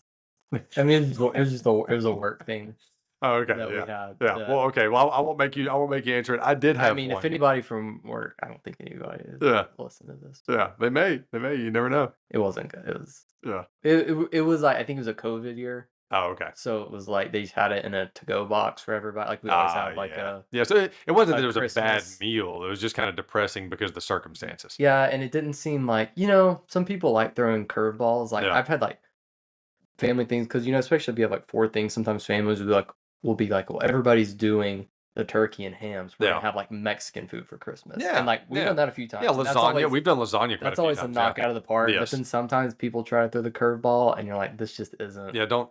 Yeah. Sometimes you throw so many curveballs where it's like, I kind of wanted just some turkey and dressing for Thanksgiving. Yeah. Yeah. Yeah. So one of those. I don't think I have that So many. I mean, we it's had like one. school. Right. Like they used to do Yeah. like the last day of Yeah. And it was the Thanksgiving terrible for turkey. school. Yeah. Yeah. Yeah. Yeah. So we had one. I won't mention who I was with and all the stuff, but where we showed up, thought there would be food, there was no food, and so we ended up eating. I think it was our Christmas, one of the Christmas meals at a gas station. Hot dogs, like the little hot dogs they keep on the Oh, thing, because that is a gamble. yeah, but it was like, well, we either stop here and just grab a granola bar, or yeah. So that was How was the trip to the ER later every that night? time I think of the Denny's diner scene, like that's what I think of. Like, and that's worse than I would much rather go to Denny's. Like now I would have just gone to Waffle House. I don't know if you've ever driven by a Waffle House on like Christmas or like those places are packed. Yeah. Yeah. Can I give another one? I don't want to get us into Please. hot Yeah. water here. Yeah. Because we could, but it's nobody specifically. Because I don't even know whose this are. Sure. But you and I both know these meals. Mhm. We've been at them together for Yeah. My whole life, mostly. Yeah, they make me nervous. Yeah, I understand. I know where you're going with this. Yeah. Church. Yeah. Yeah. We have Thanksgiving, or I Yeah. believe they started doing like a Thanksgiving Christmas combined meal. Got Yeah. the potlucks. You walk by some of those food things. I've had a few of those. Yeah. I get nervous about eating anything that people make that aren't like my family. Yeah. And Yeah. like there are other people that I've known my whole life that I would trust, but I don't necessarily know what they made Sure. each year. Yeah. So you walk by some. I've gone through a few of those where you get done and you just have like a little dab of a few things on the plate. I'm a picky eater anyway, so I'm not. yeah, so I'm not blaming anyone. No. This is It's nobody not picking on specific. anybody. Yeah. No. Nobody So specific. yeah, full transparency. I don't eat at those things at all because of that. So you're preaching to the choir here. Yeah. You didn't strike out. You didn't whiff on this conversation because I don't even Well, eat. I wasn't concerned about you. Yeah. But you like sharing this with a lot of people that we know. Yeah. Like I said, I don't know Yeah. what anybody made. So Right. there's Right. nothing specific. I just don't like taking chances. Right. No, I'm with you. I'm with you. So did you see the original title for this movie? No. Such a Clatter. That was the original Oh, working like title. like such a Yeah, one such word? a yeah. I don't know if it was such a like one word like it did on the ladder, I but believe the one where he was such ack or yeah, something, the yes, ladder, yes, because it said it on the right, that's what right. Charlie Yeah, thought it said. part of the Christmas story. Yeah. Not what was twas the night before Christmas. Yeah, but yeah, and it was way darker. It featured Santa getting shot, not falling off the roof. Nice. Like, so when the movie was first being, storyboarded and all that thing, Santa was going to be shot by a shotgun. Now, probably in a like comical way. I don't know how you make that comical, but probably in a comical It was way. 94. It was Yes, different. it was a dark time. We've discussed this. It was right when you got born, things lightened up. But so he was going to get shot, and it was probably one of those things like, oh, this is an intruder. Like play it off for laughs, not like Yeah. shot vindictively. But not startled. So speaking of that Santa though, I know they're working with like a budget. Like that, we talked about like what was it, 14-16 million dollar budget, something Yeah. like that. Yeah. That first Santa beard, like the Santa before Scott. Yeah. Like that one looked about as good as the Tic Tac Santa in Home Alone. Like that guy. I don't know if you remember that Santa. Like he had a terrible beard just hanging underneath. Had to pull it back up. Or Yeah. like the Elf Santa, the beef and cheese Santa, Yes. and Elf. Like those. Yeah. It looked just as bad. Like I was like, man, y'all could have given a little more effort because Scott's beard looks fantastic. Yeah. And just for the one scene, they could have given a little more effort. One thing I noticed about that though, when I was watching some of these videos, it pointed it out. If you go back and watch it, when Santa falls off the roof, like you said, they filmed this in the summer. You can see, so they had like to create the snow, they had like blankets and all these different things. You can see the blanket curl up, like it curls up like a blanket when he's falling off, not like powdery snow or even slick snow would do. So yeah, when you go back and watch that, it literally just looks like a blanket just folded over. That's Like when funny. yeah, I love looking for little movie Yeah. mistakes. But I'd be thinking the same thing as Scott. Like, what would you be thinking as this Santa falls down? What do you mean? Like, like if you're Scott, you see Santa falling down off of your roof. What's going through your head? I would have actually. Well, I guess he was going to call the police until the reindeer just took off. Yeah. I would have never climbed up on the roof, and I would have, grabbed Charlie, not just been like, "Hey, Charlie, come over here." You usually like got to hold him, and be like, "We're going in the house, and we're calling the police." Yeah, I think I'm going to prison. Yeah. Because this guy just fell off my roof. Yeah. Well, I mean, yeah, depends what state you're in. Yeah, and what lawyer you get. Yeah. But like, really, I'd be freaking out. Yeah, I would be definitely freaking out. And he kind of was, but not as freaked out as he got over it pretty quickly. He moved on pretty quickly.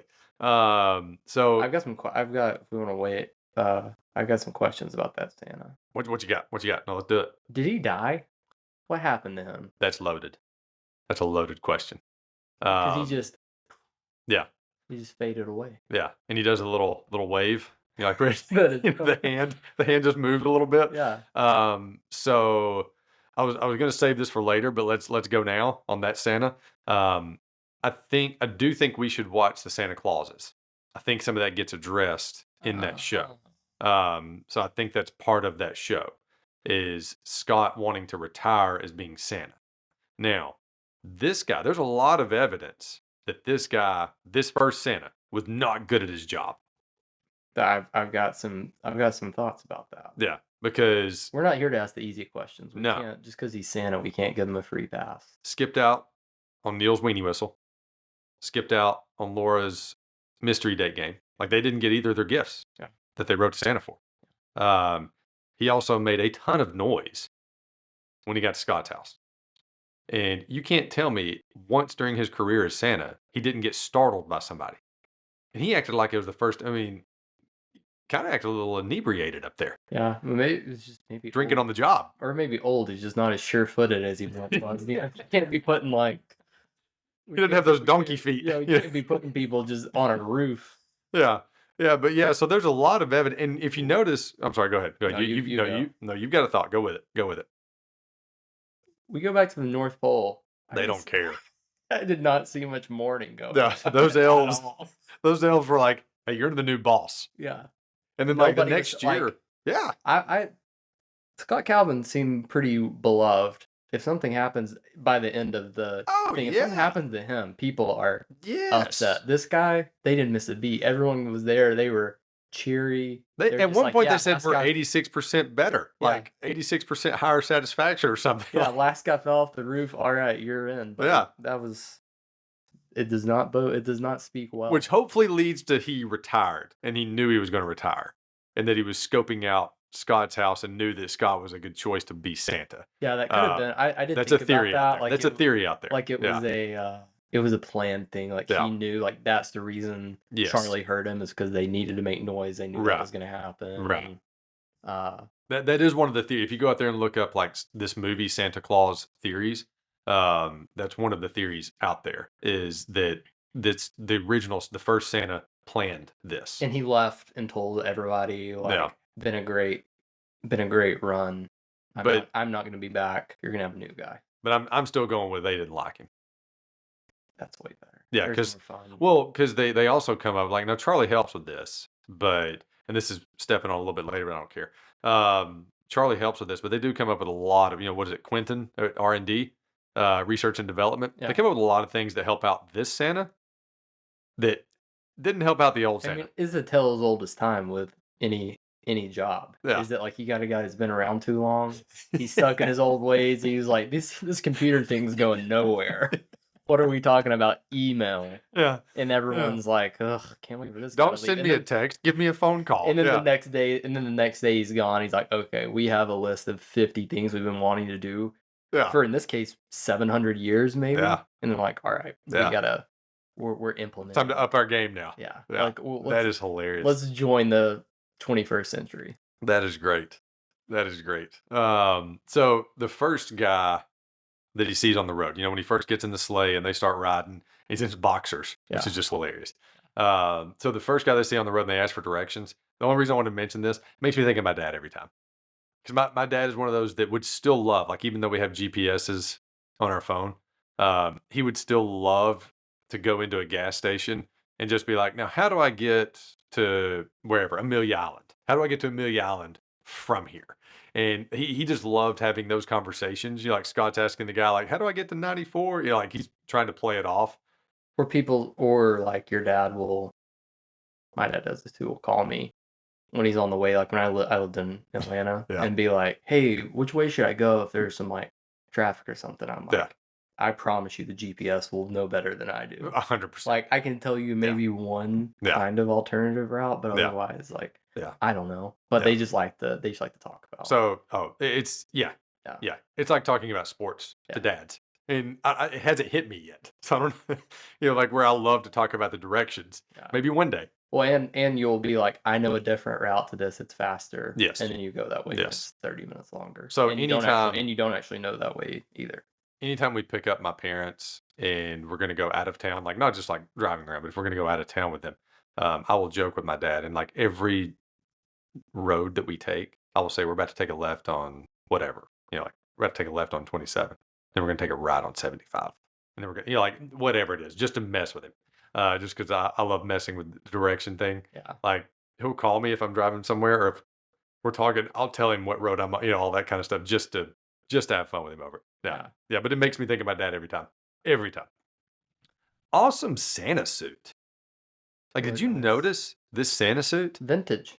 Yes. But like in all the like little markings on the sleeves, and I've always wondered what those are. Me too. I didn't look it up, and I probably should have. This would probably made for a better segment right here. But but like I just noticed like this is a really nice looking Santa suit. Where some of them can look kind of cheesy. Yeah. This one looked really good.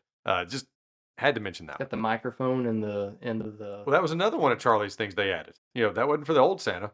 That was another thing. I don't know if Charlie added it, but Charlie was explaining it to him, at the end of the movie. Hot cocoa. The dispenser. And the cookie dispenser. And that thing was. Judy's hot cocoa too. Yeah. What was it? Extra chocolatey, not too hot, shaken, not stirred. Yeah. I think that was her recipe. Yeah. She's been working on it 1,200 years. So the first little girl that he sees, when we were talking about how he's kind of a bad Santa with. Sarah. Yes. She shows back up in the series. So they did bring the show. Yes, in the show. I'm sorry. So yeah, they bring her back on the show, and I think she's kind of down on her luck. I think I remember because I watched the first episode. Not they didn't go real dark with it. I mean, it's a Disney Plus series. But I don't. Again, I'm gonna have to watch that, but I know she shows back up. Just thought that was interesting and had to mention that girl. Do you think it's because her parents were also bad parents and let her sleep on the couch on Christmas Eve? Yeah, I mean that whole situation was weird. That's I was wondering with that too. that's insane. I think it was trying to spot Santa though. That's probably what it was. But her parents can't allow that. Yeah, they're probably humoring her like, "Hey, go see if you can catch him," knowing that he's going to be way too fast for her to ever catch. And then she gets the lazy guy. She gets the guy just coming there bumbling around. I like finding out little things that people did. Like when you get married or you talk to your friends about like Yeah. Christmas Eve traditions or what you did, and finding like little funny, weird things other people did and acting like that's a character flaw. Yeah. When obviously it's not. It's not like being like they're horrible parents so that their daughters sleep in the Yes. in the living room on the couch. You gotta sleep in your bed. Yeah. Everybody knows that. Yeah. You should. You should. But she was proactive. She was trying to catch him in the act. She remembered he was lactose intolerant. She did. Gave him some soy milk. Yeah. So disgusting. So disgusting. So when they get to the North Pole, Jared noticed what could be a goof. So like when the reindeer pull away from him, he's holding the reins. They just pull like right away and they're gone. Like, was he really just hanging on to that? And that was like pulling him the whole time? You get what I'm saying? Like it didn't look like it was strapped to anything. Yeah. Jared just noticed that. That's something to go back and kind of look for. So one thing with the North Pole, it's underground. Oh yeah. I did not like the lighting in this North Pole. Like it was just so dark. It wasn't cheery. It wasn't. It was actually kind of depressing. Like you've been in those rooms where they're like underground or whatever, and you're just like, man, this room, kind of a bummer. Yeah. Like I felt that way very much about the North Pole. Like, man, we need some natural light up in here. I don't know. That was just some of my thoughts. True. And I think the same thing about now. This was an outdoors movie, but in the Grinch, Mm-hmm. I probably only have one major complaint about the Grinch. Yeah. Is when the Grinch is in his cave, it's dark and it should be. Yeah. When they're out in Whoville, like they still use that same kind of like fuzzy lighting. Like it was a weird Ron Howard choice for that movie, and it's way too dark. Like I feel like Whoville should have been a lot brighter itself. And I think the same thing about like this movie during the North Pole scenes makes me think of Whoville in the Grinch, in the Jim Carrey Grinch. Yeah, I bet that also has to do with maybe not the brightness, but just like how they set it up. Like they don't show it on the North Pole. Yeah. With the budget. Yeah.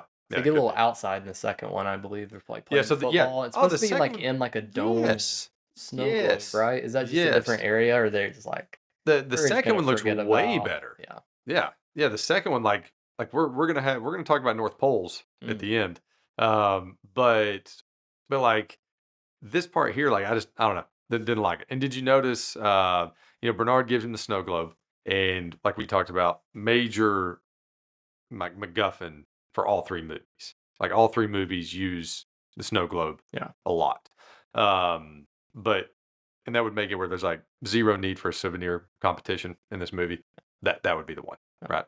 Like if you could use the snow globe and see somebody. But I don't know if you noticed Bernard's elf shirt. Shirt? Yeah, like the shirt he was wearing. Very much Neil-esque. So that's kind of putting down Neil's sweaters. Like if you go back and look at it, like, and remember he even says like, "Hey, nice sweater. Did we make this?" Yeah, like on the Thanksgiving. No, that's not Thanksgiving. That's at the very end, I think, at Christmas.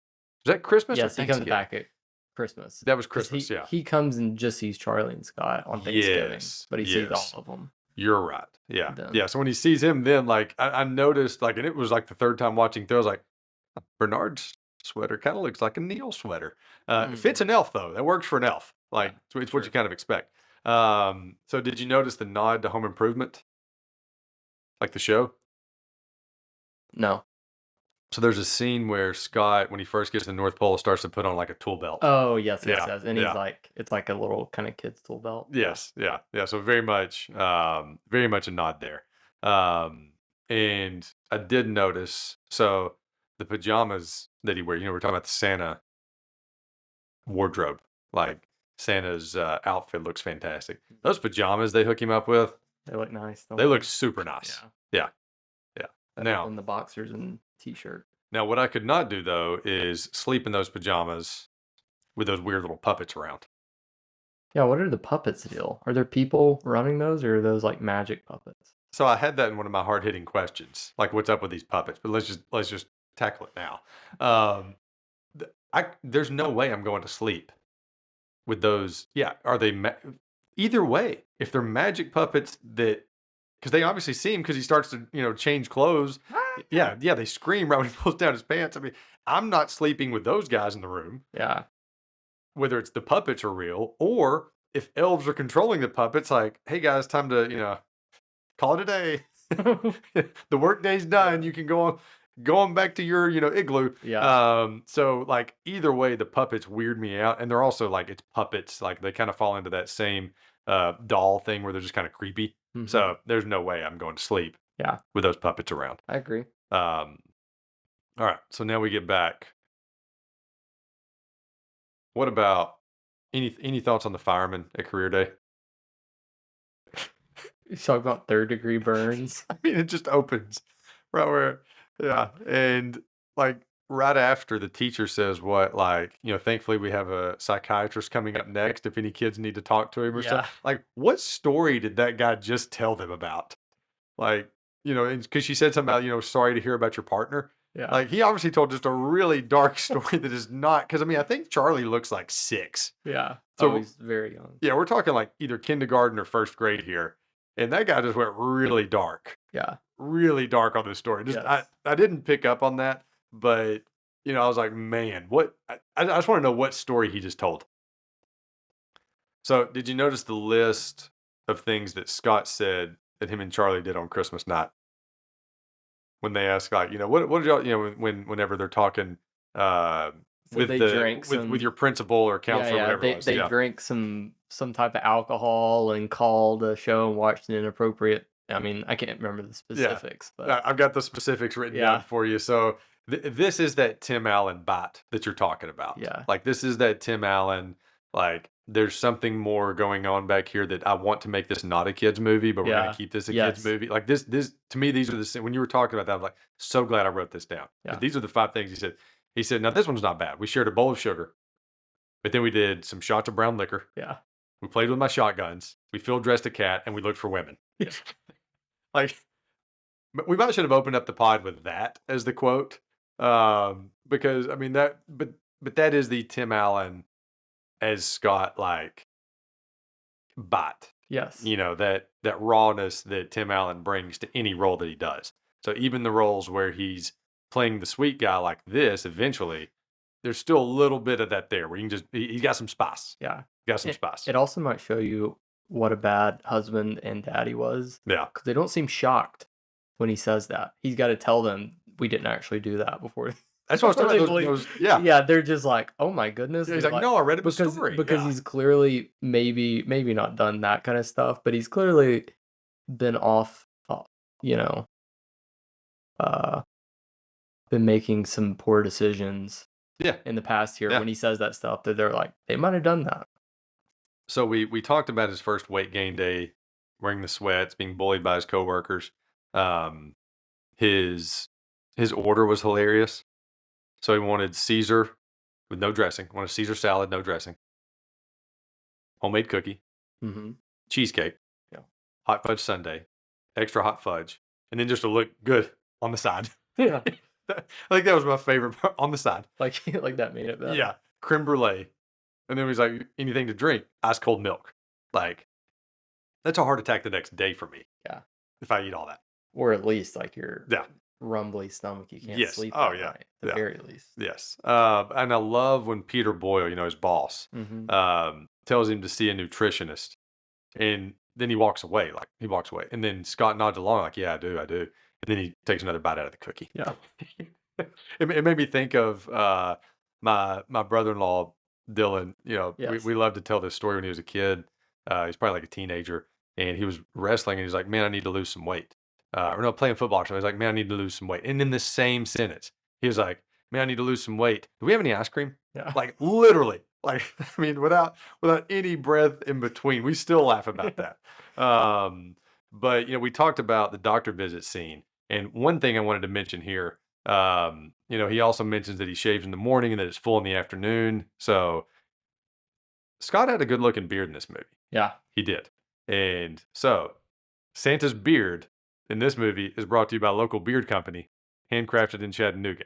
They have a ton of scents for like beard oil. You probably don't use it a whole lot. No. But I do.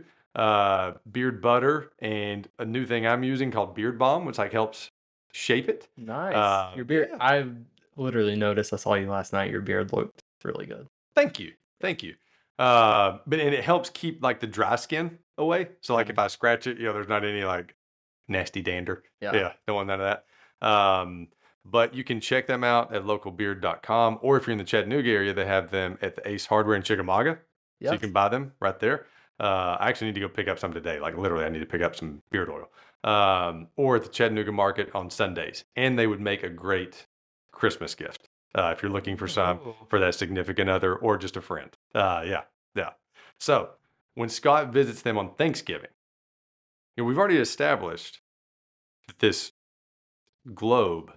snow globe is super important, right? Yes. Charlie throws in the globe. Like, have you ever thought about throwing a snow globe? He's like, Dad, remember. A 1,500-year-old snow globe? Yes.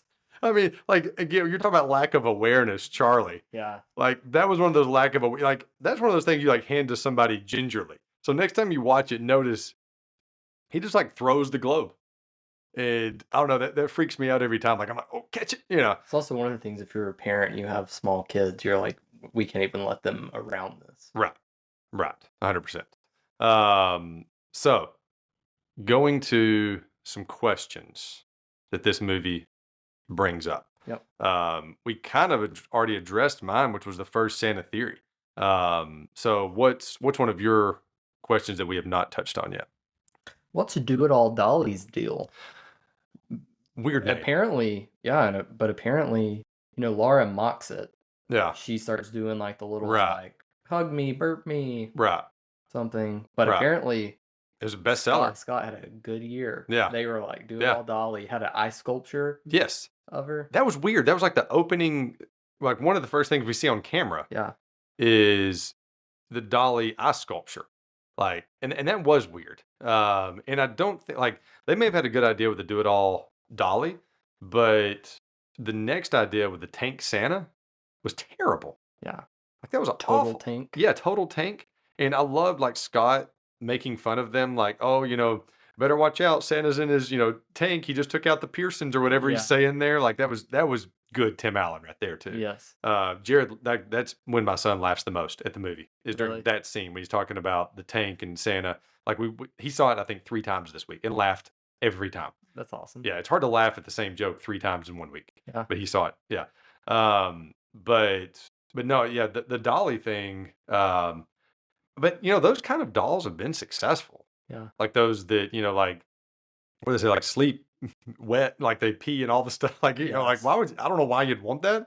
Yeah. You got that responsibility later on in life if you choose to have kids. Yeah. It's like the what's the dog, like the digital dog that you have to. Yeah, and you have to like feed it and all this stuff. Yeah, no. Yeah, like why would you take those responsibilities before you have to? 100%. Yeah, I agree with you. Yeah, the Dolly thing was weird. Yeah. What do you think of the elves in this movie? Like, what are your thoughts on the elves in general? I have a weird thing watching this as an adult now. Yeah. Because I remember when I was younger watching this, even when the elves were younger, they were telling me on the movie that they're old. And it was like when I was younger, it's like I believed that they were old. And I forget that the girl playing Judy is actually 6 years old.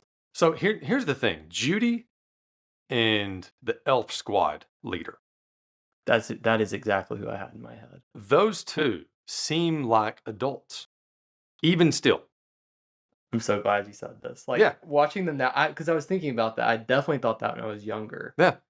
But the elf squad guy, when he's talking to Charlie, even now, I'm like, this is like it's the way they speak. They're the same age. Yeah. Like in that, he's a little older probably, but like when they were filming that, he's the same age as the kid. He's talking to him like, hey, buddy, like I'm 1,000 years old. I'm gonna help you through this. Those are good. Those kids are good. That's what I was gonna say. Those two are really good at, and it's not that they have old looking faces or anything like that. It's something with who, if I don't know if the director just they really cast those two parts spot on, Yeah. because those two kids in general seem like 900-year-old elves. They really do. Like, and they might be. It'd be. Yeah. I've never seen either one of them in a movie since.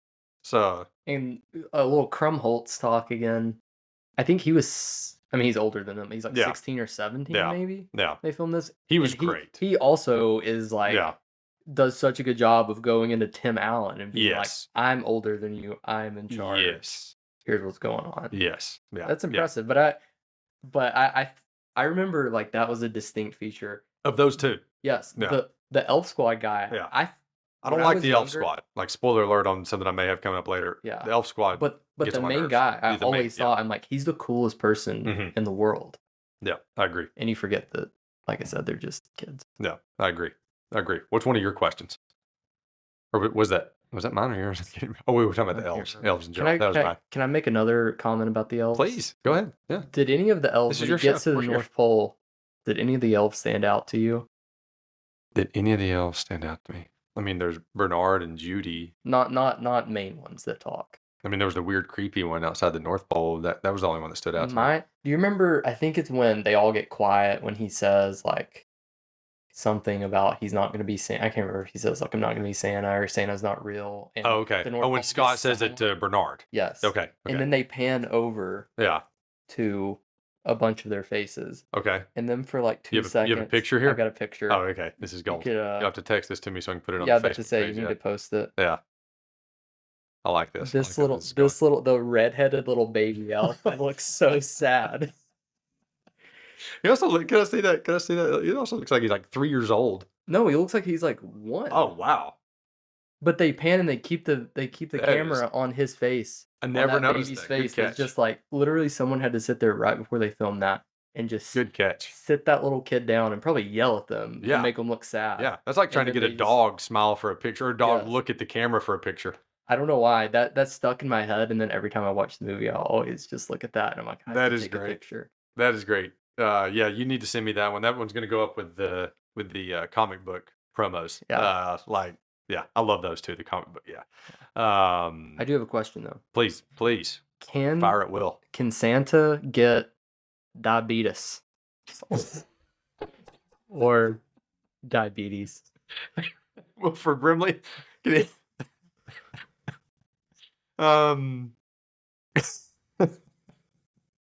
don't know. That's good. He probably. I guess not. I mean, you saw that lunch menu. Like, can Santa have any actual health problems? Because the doctor checked him out. It's like everything's. No, he was good to go. Yeah. No, I think that's part of the magic. Like the more he becomes Santa, the less.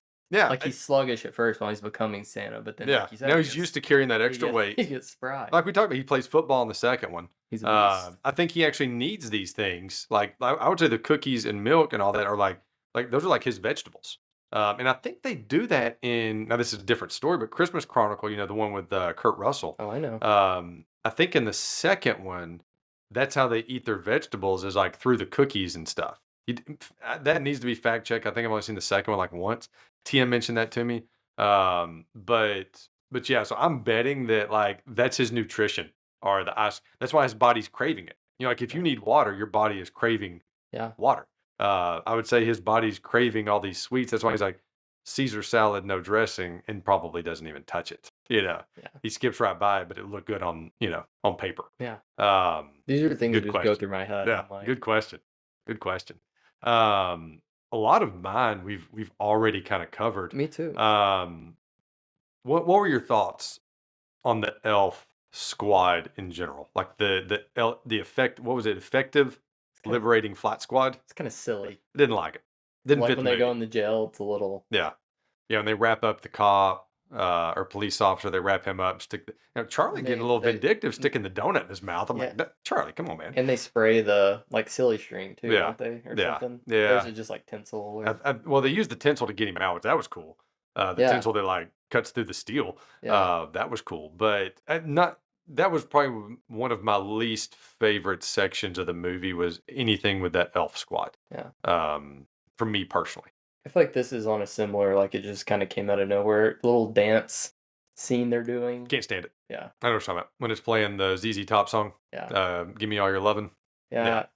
It doesn't fit the movie either. Yeah, I always think it's weird movies just kind of do a little random. Yeah. Like if the whole movie was like that. It's like a Guns N' Roses song. Like just about every Guns N' Roses song starts out one way and then goes a totally different. Like where did this come from? That was this. Yeah. Where I felt like what are we talking about here? Like why are they dancing like this?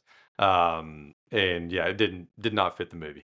So I have one more question, and then we'll get. I've got one more as well. Okay, good, good. So we'll do one more question each, and then actually I have two. Sorry, I have two. So we'll do one of mine, and then we got our competitions. Sure. So at the end, when they all realize he's Santa, Laura realizes, and Neil realizes. So if you're in Neil's shoes, and you find out your current wife, her ex-husband, is Santa Claus, how inferior are you feeling right then?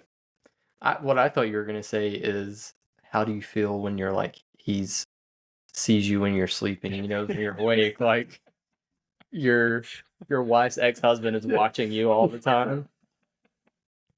I wasn't thinking. I was just thinking like, how inferior do you feel? Like man, this guy's Santa.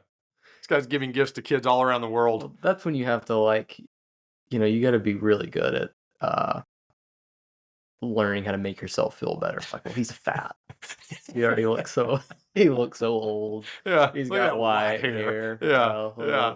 That's hilarious. Look at that haircut. Like we talked about that. That's a terrible haircut you got, Scott. Yeah, but I just think that every time, like he's like Santa, like he looks at him like the way he says Santa. I know. Well, they turn into kids. Yeah, they turn into kids. That's a cool part. But yeah, what happened? Katie said this. Mm-hmm. When they do that, are they just like their eyes are opened? I think so. And they finally see, or is he have some magic that he's like, I am Santa, that. So like in the second one, Charlie uses. Sorry, I kicked you there. In the second one, Charlie uses the snow globe to show Carol that he's Santa. Yeah. Like it's some kind of magic that's in there. I think Santa has that same magic. Like when he's fully embraced being Santa, because all until then he's denied it. I've got a question. Once we get done, that leads into my next question. But all until then he's denied it. And then now he's like, okay, I am Santa.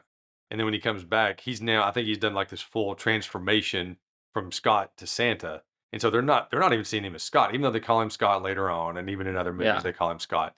And Lucy, their daughter, even calls him Uncle Scott. Yeah. But I think that he's done that full transformation where they kind of see him for the first time, like, oh, wow, you're Santa, you know? So yeah, that's, I guess what be my theory there. Yeah. What you got? I like it. You had something there. Well, does becoming here's my question. It's the chicken or the egg kind of thing. Was Scott always a good person inside, and becoming Santa helped him access that? Yes. Or did he become Santa and that made him into a good person? I think that he still shows some signs that he's kind of a nasty boy. Yeah. To Neil, like he'll still say like even at I guess with the sweaters. He's not become Santa fully. Maybe is the answer. Yeah. But no, I don't know. I mean, my first thought would be like, yeah, he was always good inside, and that's that was always there. Yeah. But I would say it was like the transformation of the person, would be probably the correct answer. Like maybe it wasn't always there, but he completely changed. And some of that may have been like what Charlie saw in him, those kind of things. Yeah. And wanting to be, the best dad that he could possibly be for Charlie. Yeah. I don't know. That would be, I guess, my thoughts there. Yeah. Yeah. Sure. But, yeah. Either way. Yeah. So, what did you think? Like, how did you feel about that? I would have said the same thing as you, but when you think about it, it really seems like the magic of Santa's doing a lot of the heavy lifting there. It seems like it's kind of transforming him. Like there's things like maybe it's like you saw sparks of it before, but then there's other things. It's like I think that's just all whatever magic just rubs off from. Yeah, he was slowly changing throughout the movie. Yeah, you could see that. Like very slowly at first, right? Yeah. But because when they had the meeting about So I think he was like kind of slowly changing, and this is just coming to me. But so when they had the meeting about the tank Santa, Yeah. and remember he was like, "No, we don't need to make toys that are just going to fall apart." He was not thinking about money right then, Yeah. because the other guy was like, "Well, I thought that was the point. These toys fall apart and they have to buy new pieces." He's like, "No, we need to make things that ignite their imagination, that make them think." Like that's him becoming Santa in those moments throughout the movie, but he's not there yet. Like he's still, kind of living for himself even after that. Yeah. And still trying to shave, and get rid of it. Like he's trying to hide the fact, but I think he deep down he knew. Yeah. Like he was just in denial. Yeah. So before we get to the reindeer games, did you ever have any? I know we talked about RC last time that it took forever to get RC. You were supposed to get that gift, but so Neil had the Oscar Mayer weenie whistle. Laura had the mystery date game. Were there any toys where you were like, oh man, wish I would have got it. I never got it. I don't think I remember any. Was RC would have been the main one, and you ended up getting it. I got it. Yeah. I got it. Yeah. Yeah, I don't think I really had any like that. Yeah. So I had one big one. It was not a Christmas one, but I remember being at Kmart and the Ninja Turtle blimp. I had everything. Ooh. I had the turtles. I had all the bad guys. I even had the sewer, like where they would play. Like the little like headquarters or whatever. But I had a stretchy Michelangelo, not Nice. Michelangelo. Nice. Which color was it? Orange. Yeah, it's Michelangelo. Okay. Yeah. I had a stretchy one of him, and I thought it was the coolest thing in the world. Oh, I was huge. I don't think I ever got a new one. Huge Turtles fan. Yeah, sorry to interrupt. No, you're good. You're good. That's what we're talking about. But so I remember being there, and this was before I knew the concept of money and how money worked. And all I thought was you just write a check, and they give you whatever you want. Didn't realize that money was.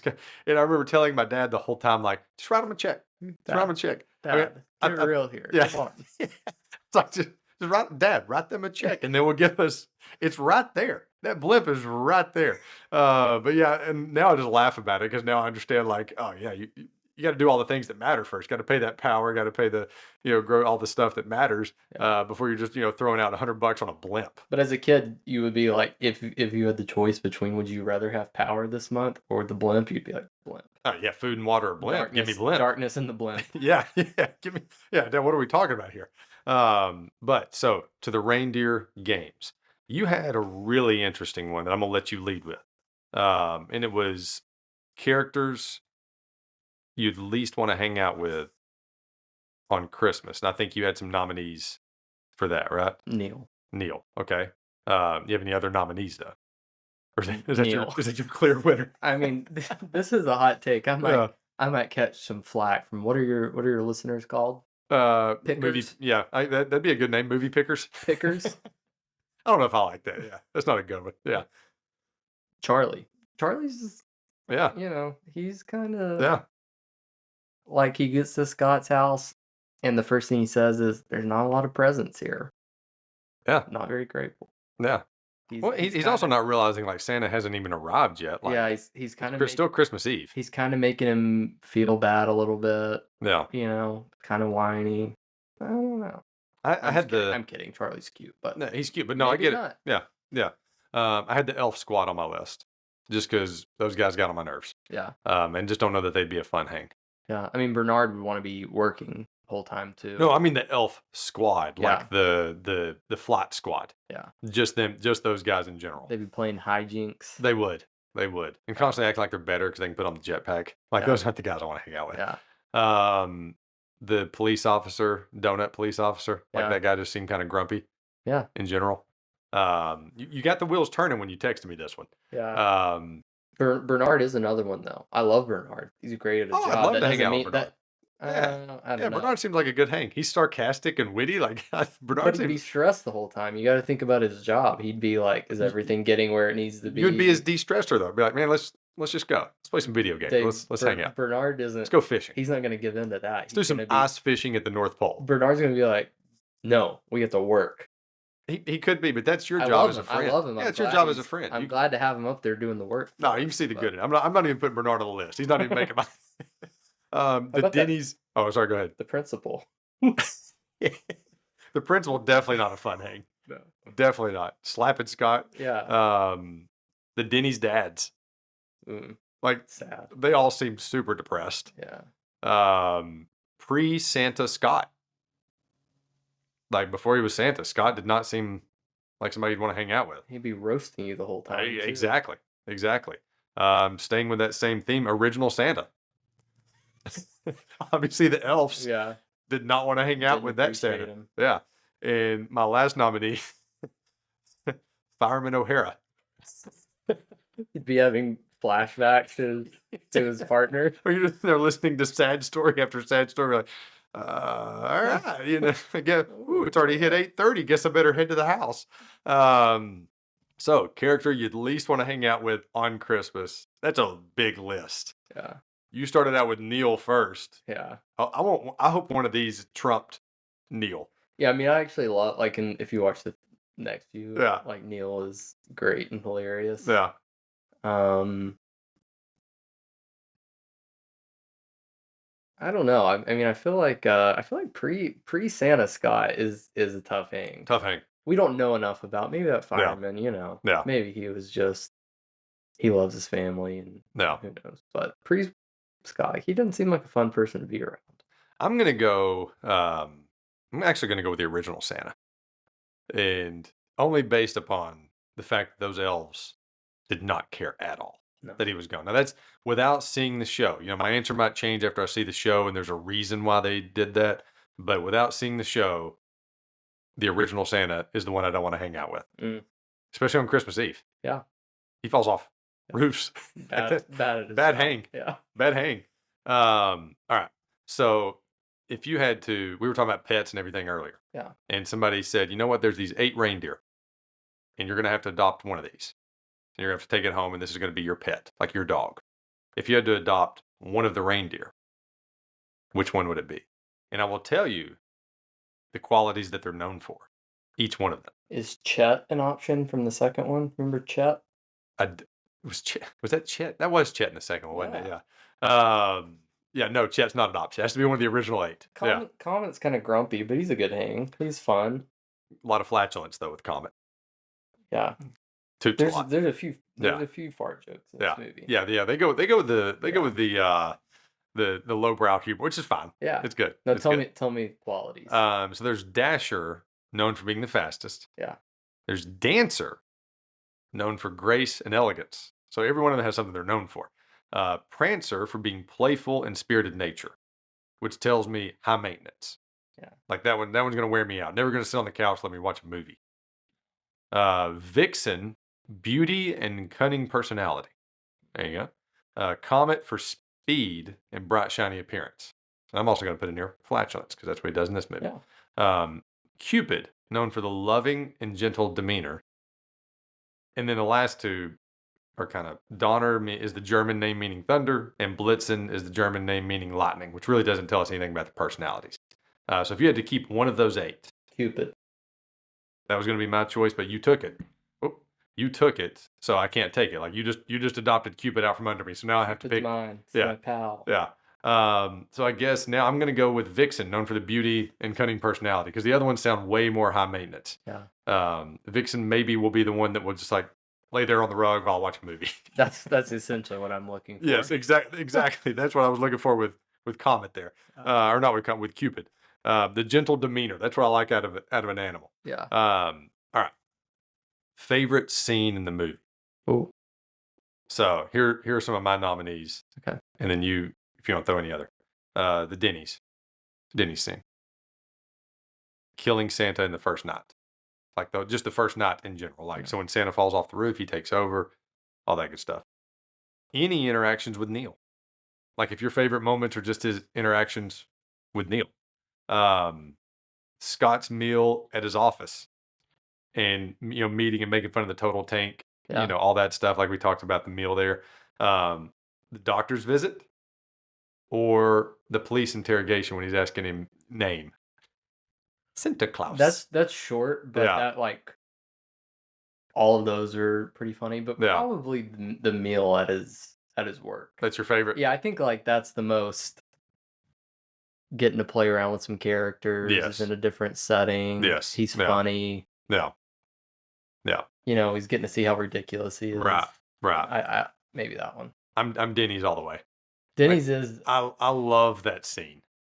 and it's like all the Japanese businessmen Yeah, there yeah. I too. mean, Like, I don't even know like he's what right that. after he's. I didn't either. I didn't even ask T. I was like, "What's the deal with this? Like, Yeah, why is this even in here?" I yeah, don't know if that's a '94 outdated joke, and we're just gonna let it go if it is. But yeah. I didn't really know like what was going on there. And then, but I thought it was. I thought it was just great when he says like it's an American institution and he walks in. Yeah. All right. So you're going with you went with the meal. Yeah. And then I'm going with the Denny's C. Yeah. All right. So did you have any other competitions you want to throw in here? Do you have any that you want to do? Or I've got more here. I've got a few of the best or worst parts of being Santa. Okay. Okay. We'll save that. We'll save that. Or do you have any other competitions besides that? Besides the best or worst part? Because you have best Santas, fictional Yes. Santas. Yes. Yeah. Yeah. Those are the only ones I have. Okay. Okay. We'll get there. We'll get there. Favorite Santa name that he says. So go ahead. No, you have them listed out. Yeah. So you've got Kris Kringle. Like these are just the ones he says in the interrogation. Yep. These are not all of them of all time. Yes. So Kris Kringle, Sinterklaas, which makes me think of The Office every time with Pelz-Nickel. Yeah. Um, What's the bad Krampus? yes. Isn't that Yes. Yeah. Which shows up. Yeah. Yeah. That's so the Red One movie that came out with J.K. Simmons and The Rock and Krampus or Krampus or Krampus is in that one. Funny movie. There's a horror movie. Yes. Too. Yeah. Yeah. I won't be watching that. that. Yeah. So there's Pere Noel. So Kris Kringle, Sinterklaas, Pere Noel, Babbo Natale, Pelz-Nickel, or Topo Gigio. You know, like that one. I mean, that's the funniest how he says it. Yes. But that's not a Santa Claus name. Oh, really? No. So that was the craziest part. It's a puppet that was on the Ed Sullivan Show. I didn't know that until this week. No. I always thought that was just a Santa Claus name that he was saying in a funny way. Yeah. And so I looked it up, and it's like this weird mouse looking thing. And I watched like 60 seconds of a clip. Like, this is too weird. But yeah. So what was your favorite out of all those? I mean, my favorite one, because I pronounce this way. There's also, do you remember the scene from The Grinch, the Jim Carrey Grinch, where the Grinch is young and he has like a plate and he bites it and eats it, and then afterwards he just goes, Santa. Yeah.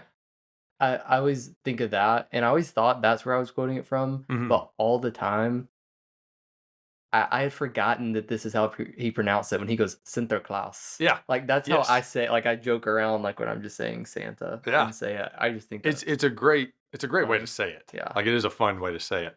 Like I like saying normal words in like a German accent or something that isn't actually how you would say something. That would be my favorite. So I always think I always just think those kind of things sound funny. Yeah, that one would be my choice also. Like the Sinterklaas would be my option. Just how he says everything's pretty funny. Now I would have said before this, I would have said the Topo Gigio. Yeah. Like I would have 100%. And if you're talking about funniest, it's the funniest when he says it. Yeah. All right. You ready for a tough one? Yes. Movie swap.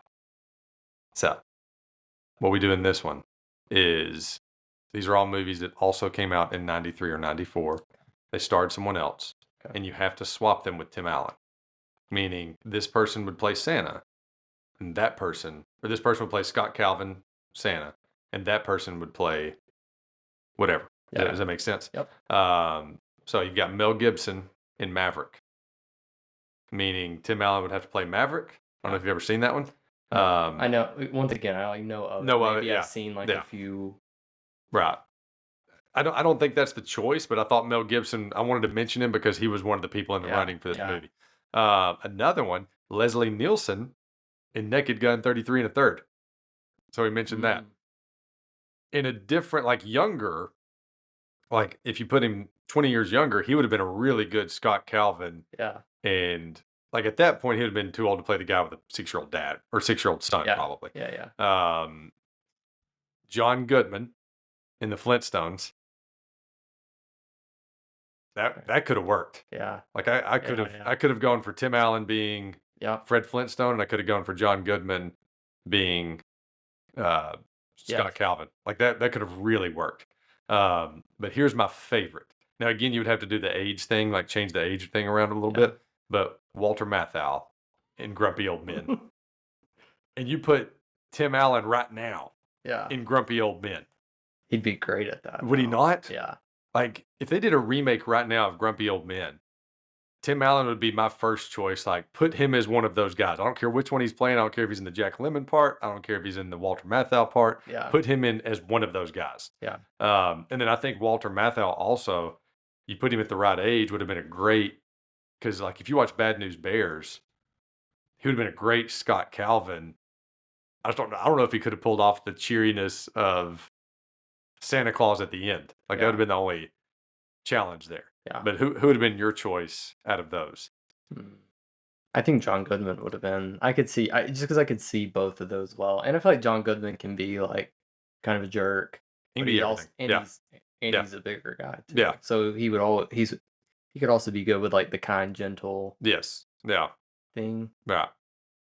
John Goodman's the right choice. I would just love to see Tim Allen in a Grumpy Old Men movie. He'd be great. Like, that's it. Like John Goodman's the right choice. He's though. really good at being grumpy. Yeah. Yeah, he is.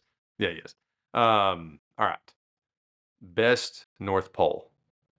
So there's this one, which obviously is not going to be my choice. Yeah. The way we've talked about it. Yeah. The Fred Claus one. Really, really cool, like downtown. Yeah.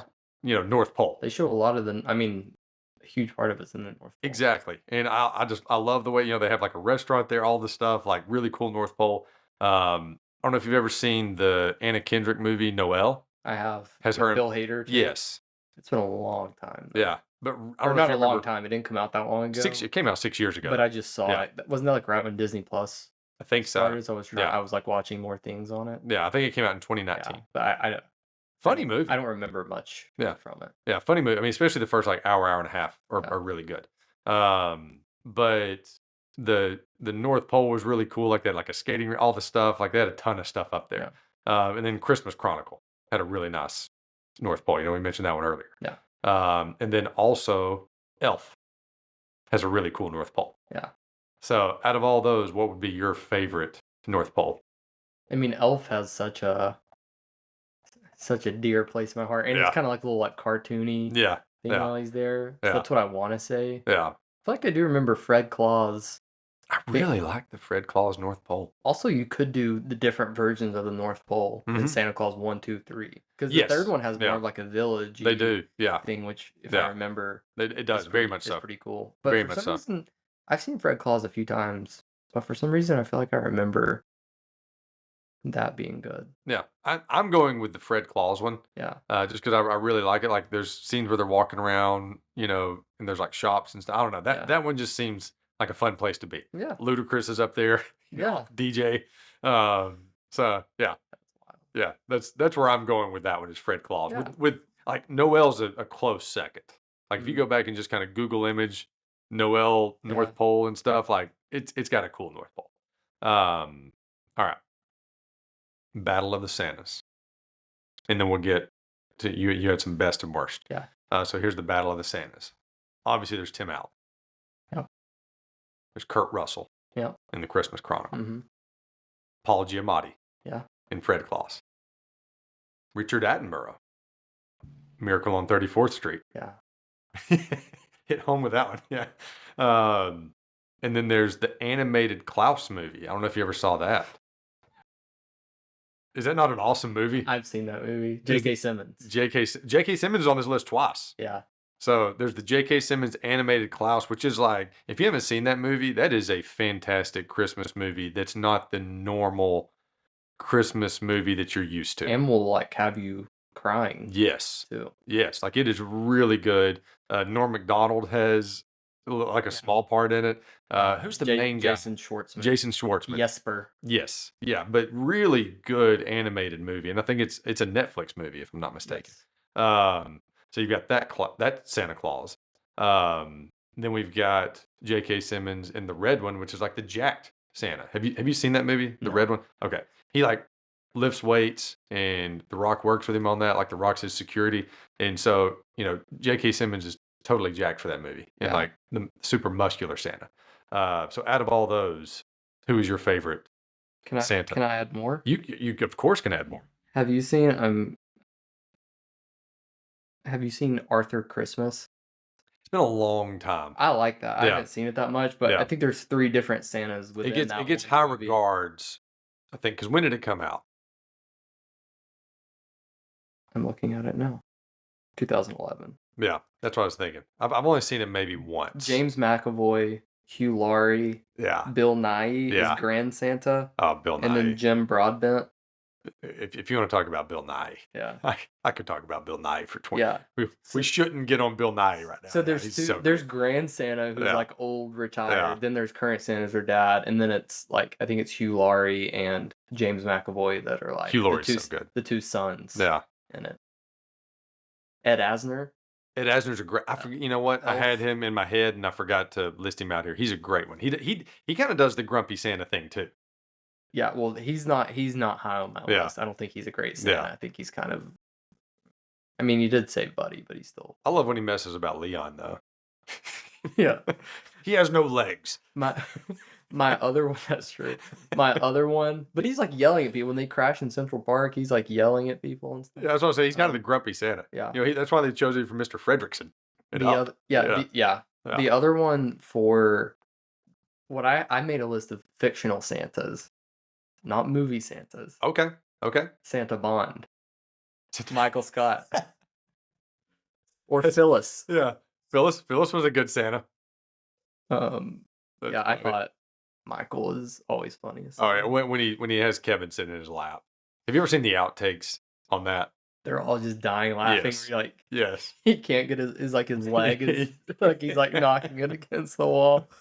So good. Honestly, I mean Tim Allen's probably my favorite just because I've seen this. Yeah. And I just think he's like Yeah. so well known from these. Yeah. If I just have to go like best movie, best portrayal of Santa, ClausE is the man. ClausE is it.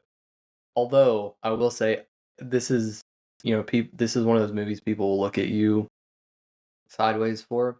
I've never seen the old Miracle on 34th Street. Okay. And I think I've only seen the new one once or twice. It's good. It's been a long time. I've got it on my list for this year because it's been years since I saw it. Went on a field trip to see that one. Really? Yeah. Is that awesome? Is that Richard or David Attenborough? Richard. Pretty sure. He's great in it. Like he made such a good impression. Like it's just like what the mental image was. Yeah, like, as you're growing up, you just have that in your head of like the most kind, gentle. Yeah. Like is never people will say mean things to him. Right. He's always just saying the right thing. Right. He was good, but ClausE is awesome. All of these are good. Yeah. Like probably the weakest one on here, admittedly, is Paul Giamatti. Right, but he was kind of there for laughs. Well, and he was also like stressed out the whole That's what I mean. Like he's always just like Vince Vaughn's just making jokes. Fred ClausE. And he's always just like, why are you doing that? Yeah. He's just mad at him the whole movie. Well, but he was also trying to be good to his brother. So like that's that's true. Yeah. But yeah, as far as like I mean, because Fred ended up having delivered the presents that night.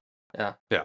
Because Santa's back went out. Yeah. Yeah. So like kind of weak sauce there. Not a great Yeah. Santa. Yeah. So that's why I say like he's probably the easiest one to dismiss off this list. Yeah. I would also go with the ClausE animated Santa. But as far as the coolest looking Santa, that's Kurt Russell all day long. Yeah, he looks awesome. Yeah. Yeah. And like when he does the Elvis song in the jail and stuff, like I think I've just seen the first one. Yeah. Second one's good too. I mean, the second one's not as good. Don't they have like animated elves that are kind of weird? Yeah, their elves are weird. Yeah. Yeah. But I like the first one especially. And Kurt Russell's probably the main reason I like it. Yeah. Like he carries the load in that movie. He's got a lot of charisma. That he Kurt does. Russell. He does. Maybe he's gonna be something one day. Yeah. Well, we'll see. See if that kid makes it. All right. So now I want to hear. Did you have some best and worst Santas, or did we kind of cover that? Best and worst parts of being Santa. Oh, okay. Yeah. Let's talk about it. Then we're going to get to your Christmas movie Mount Rushmore. Okay. We can just go through these quickly. No, you're fine. Good parts about being Santa. Magical powers. Mm-hmm. Everyone loves you. Sure. Like universal adoration. Sure. You're expected to be fat, so you put on a few pounds, and everyone's like, "Whatever, you're Santa." You're supposed to be, except for in Fred Claus. Like she's the one that gives him a hard time about it. Oh yeah. Yeah. I mean, depending on which movie you watch, immortality. Yes. Some maybe not. No. Constant access to sweet treats, good ones. And again, expected to eat them. Like nobody's going to get on to you at 1:00 in the morning for going down and eat some marshmallows or something. Yeah. Exactly. And depending on again what movie you watch, it seems to help you become a better person and improve your attitude. Yeah. Yeah. Now the worst parts, Sure. Let's do it. the weight gain and health. Yeah. Even though But even though we talked about the health, that might not be an issue. maybe, Yeah. and even though people expect you to be fat, they still make fat jokes about you, Sure. which hurts. As a guy who's Yeah. trying to, You look good. Don't do that to yourself. Yeah. Yeah. yeah, you know, I'm working on it. Yeah. Not really. You're working every Christmas Eve. You never get Christmas Eve off to spend with your family, That's very fair. and you're probably tired Very Christmas Day. And I think that was in one of the movies. I cannot remember. I think in Noel, where she was like upset that her dad worked every Christmas Eve. Yeah, You know, like not it wasn't like a big plot point, but I remember that stuck out when you said that. Yeah, sad. Yeah. It's a lot of pressure tons. to deliver. You know, you got a Tons. lot of people counting on you. Yeah. A lot of employees that are doing. You got constant thoughts all the time. You always know what people are doing and thinking. You're Yeah. having to like go through that. It could be disturbing. Yeah, You know, there's just a lot for your brain to handle. you could really help out like with police interrogations and stuff. Like, actually, I know he did that. Yeah. Like, I can prove it. Yeah. Exactly. Yeah. And then the last, it's a manual labor job. A lot of work. Yeah, it is a lot of work. Hard on the body. It's a lot of work. You know what I think would be the worst part though? What? Is there's 0 restaurants that you could actually ever go to, because like we saw the kids lining up. Yeah. You don't have a moment to yourself. Yeah, no moment to yourself. Yeah. Like you would have to be 2:00 in the morning at Waffle House when no one's there. Yeah. Like otherwise, I mean, you can't just walk around the mall. Kids are going to come sit in your lap. That's true. Like it's just going to be weird. Yeah. And so yeah, that was well, as you were making that list. That's something I thought about, like a big con. It's almost like being a celebrity. You know, like that's one of their biggest complaints like is you not being can't- able to just go you and can't do go the out. normal thing. Yeah. Like, you know, it's like, oh man, feel bad for you on that yacht. But all right. So now we're to the grand finale. Okay. Landon's Christmas movie, Mount Rushmore. I've got so many of these, and I really, except for maybe like the first one. Let's go outside looking in first though, like the ones that did not make. Okay. You see what I'm saying? Yep. Yeah. I like Fred Claus a lot. I don't So think it's good. overall a great movie. I just think Vince Vaughn's funny, and it's a good concept. It's like what we were talking about with Christmas Chronicle. Vince Vaughn does so much heavy lifting in that movie. Yeah. Like the scenes with John Michael Higgins. Yeah. So funny. Yeah. Like, so when he's teaching him how to dance, Yeah. you know, pull this big tugboat in, you know. He's always funny. Natural comedy charisma, like hilarious. Yeah. All right. The Grinch is not one of my top 4, but I like it. I mean, it's up there. Like it's classic now. Yeah, it's 25 years old now. This year is 25 years old. That's Grinch crazy. Yeah. I really like Arthur Christmas. Yeah. But I haven't seen it enough to really know it's my favorite. Sure. 4 Christmases, also hilarious. I don't know if I would put it it's just like not, it's more about, so it's not really Christmas. It's 88 minutes of pure hilarity. Yeah. Like it's my favorite Robert Duvall role. He's so funny. Yeah. And Jon Favreau. Yeah, John Favreau. Director of Elf. Yes. Tim McGraw is funny. I mean, like everybody in that movie is fantastic at their part. And it's a Dwight Yoakam movie. That's exactly it's got a little Dwight part. Yeah. But yeah, Robert Duvall, like when I think of Robert Duvall, he would hate this. When I think of Robert Duvall, I don't think of like Apocalypse Now or The Godfather. I think like, man, he's so good at Four Christmases. Yeah. Like that's my first thought of Robert Duvall. You ever seen Days of Thunder? Love Days of Thunder. That one's actually on the docket. That That one's on the calendar as we speak. I've seen it a few times. Yeah, I'm doing that one's on the calendar. Yeah. Okay. I don't like. I'm so over Is Home Alone a Christmas movie? It's a Christmas movie, 100%. Yeah. Yeah. But for some reason, when I think of like Christmas movies, I'm not thinking of Home Alone. Sure. I'm not even saying it's not a Christmas movie. Yeah. It's just like I feel like there are movies like it is just a movie.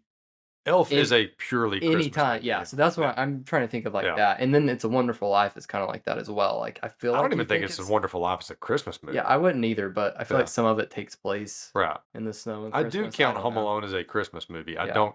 I mean, I know that we subconsciously count It's a Wonderful Life, but the first time I watched it, I was like, why is this considered a Christmas movie? Yeah, I think I thought the same thing as well. What are the other ones? Santa Claus is Coming to Town. Like the animated stop motion. Nice. Meister. That's what the red head Meister Burger. Yeah. Like Kris Kringle. Yes. And all the weird I'm Mr. Heat Miser. Yeah. Those are amazing. I said that I love Christmas episodes of those shows, which I told you those aren't movies. And then the 2 Hallmark. I'm gonna give these a shout out. A Yes, Biltmore please. Christmas is a good movie. Okay. I have and not A watched that one. Timeless Christmas. I mean, I haven't watched that they're one. Hallmark movies, Yeah. but Yeah. they're so good. I kind of stick with the beret stuff usually, just because I know it's going to be solid. Candace Cameron beret. Yes. Like, Yeah. and Evie, that's my daughter's favorite actress. Yeah. Is Candace Cameron beret. So we Great. watch everything beret. She's great. Yeah. I would also put Santa Claus 2 on the outside looking in. Okay. But then I've got 5 Okay. as my. Not loud. I'm not sure. We're gonna skip one out. We're Okay. gonna skip one out. All right. Or kick one out. I'll Gosh, kick couldn't one. find the word. I'll kick out. No, list out your 5, and then we'll work Okay. through the Elf is number 1 for me. Like it's just it came out at the perfect time. I knew with not hearing it on the outside looking in, I knew that was one of them. Yeah. I have a theory that is not like well thought out at all. Yeah. Elf is like the last classic movie that's ever been made. Like last classic Christmas or last classic movie? Period.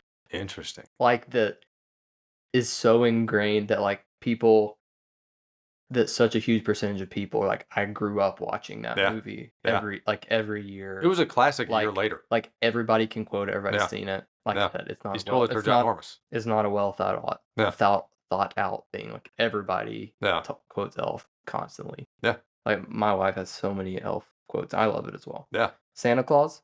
This one. This one. No. Okay. Christmas Vacation, which can't beat it. I didn't see till later in life. Yeah.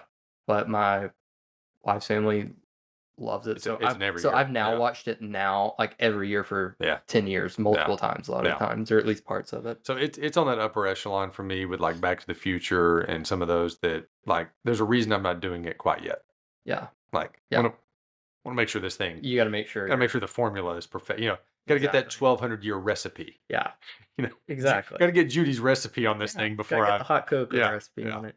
So then my last 2, they're fighting for that spot. ClausE is legitimately a great movie. Great movie. Which I like. Yeah. But then my recent one that is so good. Okay. Muppets Christmas Carol. I knew you loved that one. Yeah. I hadn't seen it until 3 years ago. Now I've watched it. Yeah. Have you seen it? It's been forever. Like when did it come out? It's old.